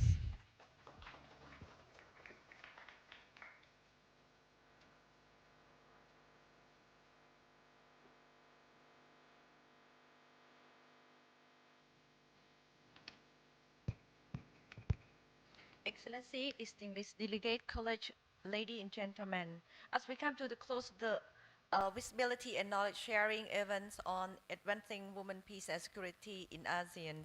And I would like to sincerely thank to all speakers and participants for the rich exchange and thoughtful reflection shared throughout today's program. Today's discussion have demonstrated that the women, peace and security agenda in ASEAN is advancing, not only at the level policy, but increasing in practice. We also heard that the regional framework are being translated into national action, institutional system, and community level initiative, and how these efforts are contributing to more inclusive and sustainable peace and security. We have also heard the progress that have been enabled by strong collaboration across the ASEAN institution, member state, civil society, and partner, and by practicing approach such as institutionalized capacity building, inclusive engagement, and multi-stakeholder dialogue.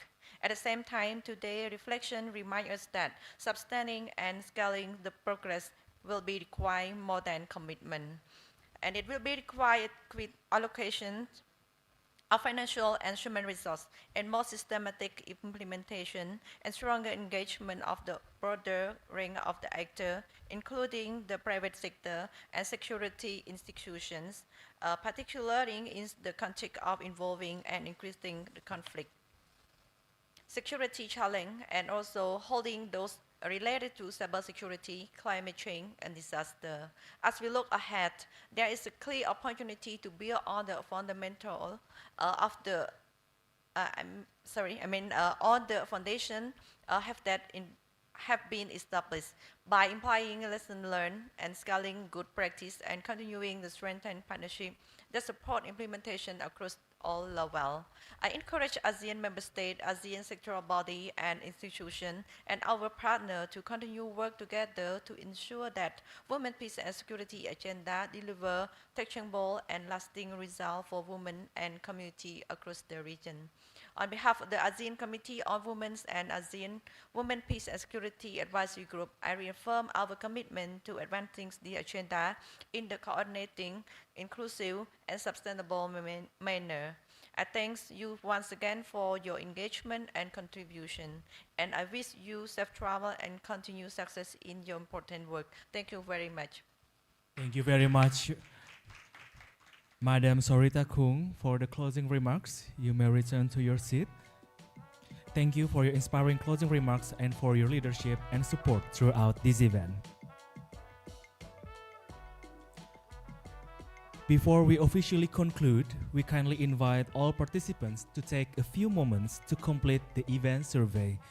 Your feedback is extremely valuable and will help us improve our future program. The QR code linking to the survey is now available on the screen. We will give you 2 to 3 minutes to complete the survey.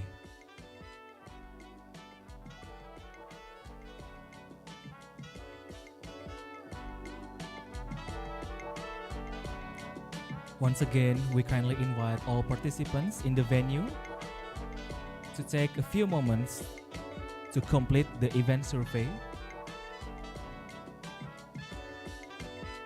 Both in-person participants and online participants, you can both complete the survey event. Your feedback is extremely valuable and will help us improve our future program.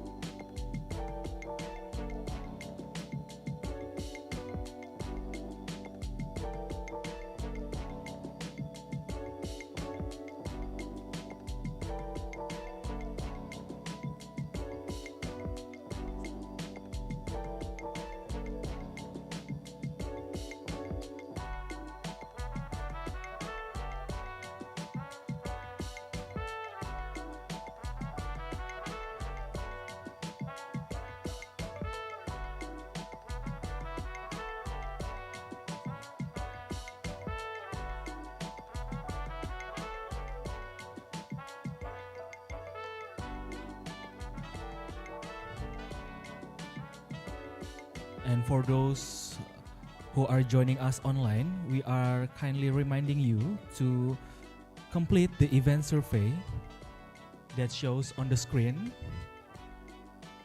Your feedback is extremely valuable to us to improve our future program, so we kindly remind to participants who join with us online, kindly to complete the event survey before you leave the room.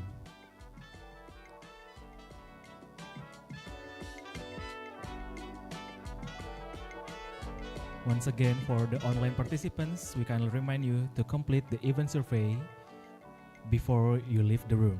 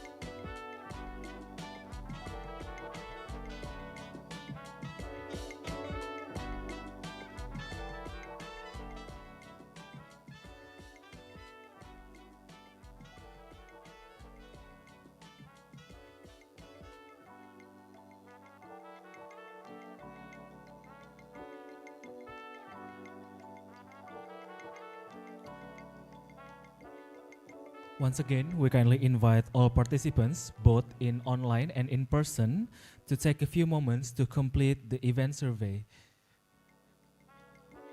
Your feedback is extremely valuable and will help us improve our future program. Does everybody already complete the survey? Please raise your hand. Already? Done? In the venue, participants in the venue? Done? Already done? Anyone who haven't submit the survey? I think in participants in the venue already completed. How about the online? Everything's okay for the online participants? Have you submit the online survey?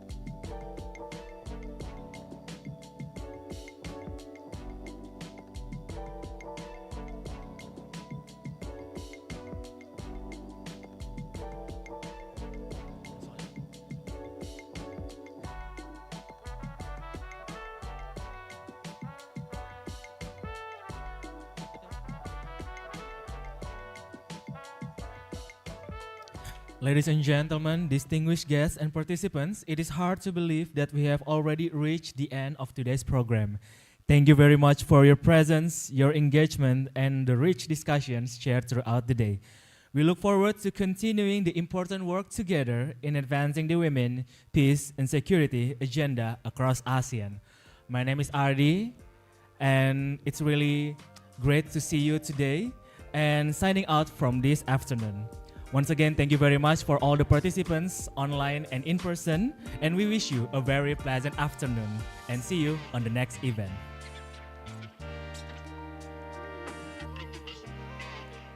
And for your information, to all the participants that come to the venue, we will have an afternoon session at Mona's One Room at M floor, and also dinner at Ballroom A at lobby floor.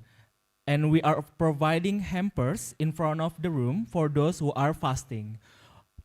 Once again, to participants in the venue, we are providing hampers in front of the room for those who are fasting. And also, we will have an afternoon session at Mona's One Room at this floor, at mezzanine floor. And also, we will have providing dinner at Ballroom A at lobby floor. Thank you.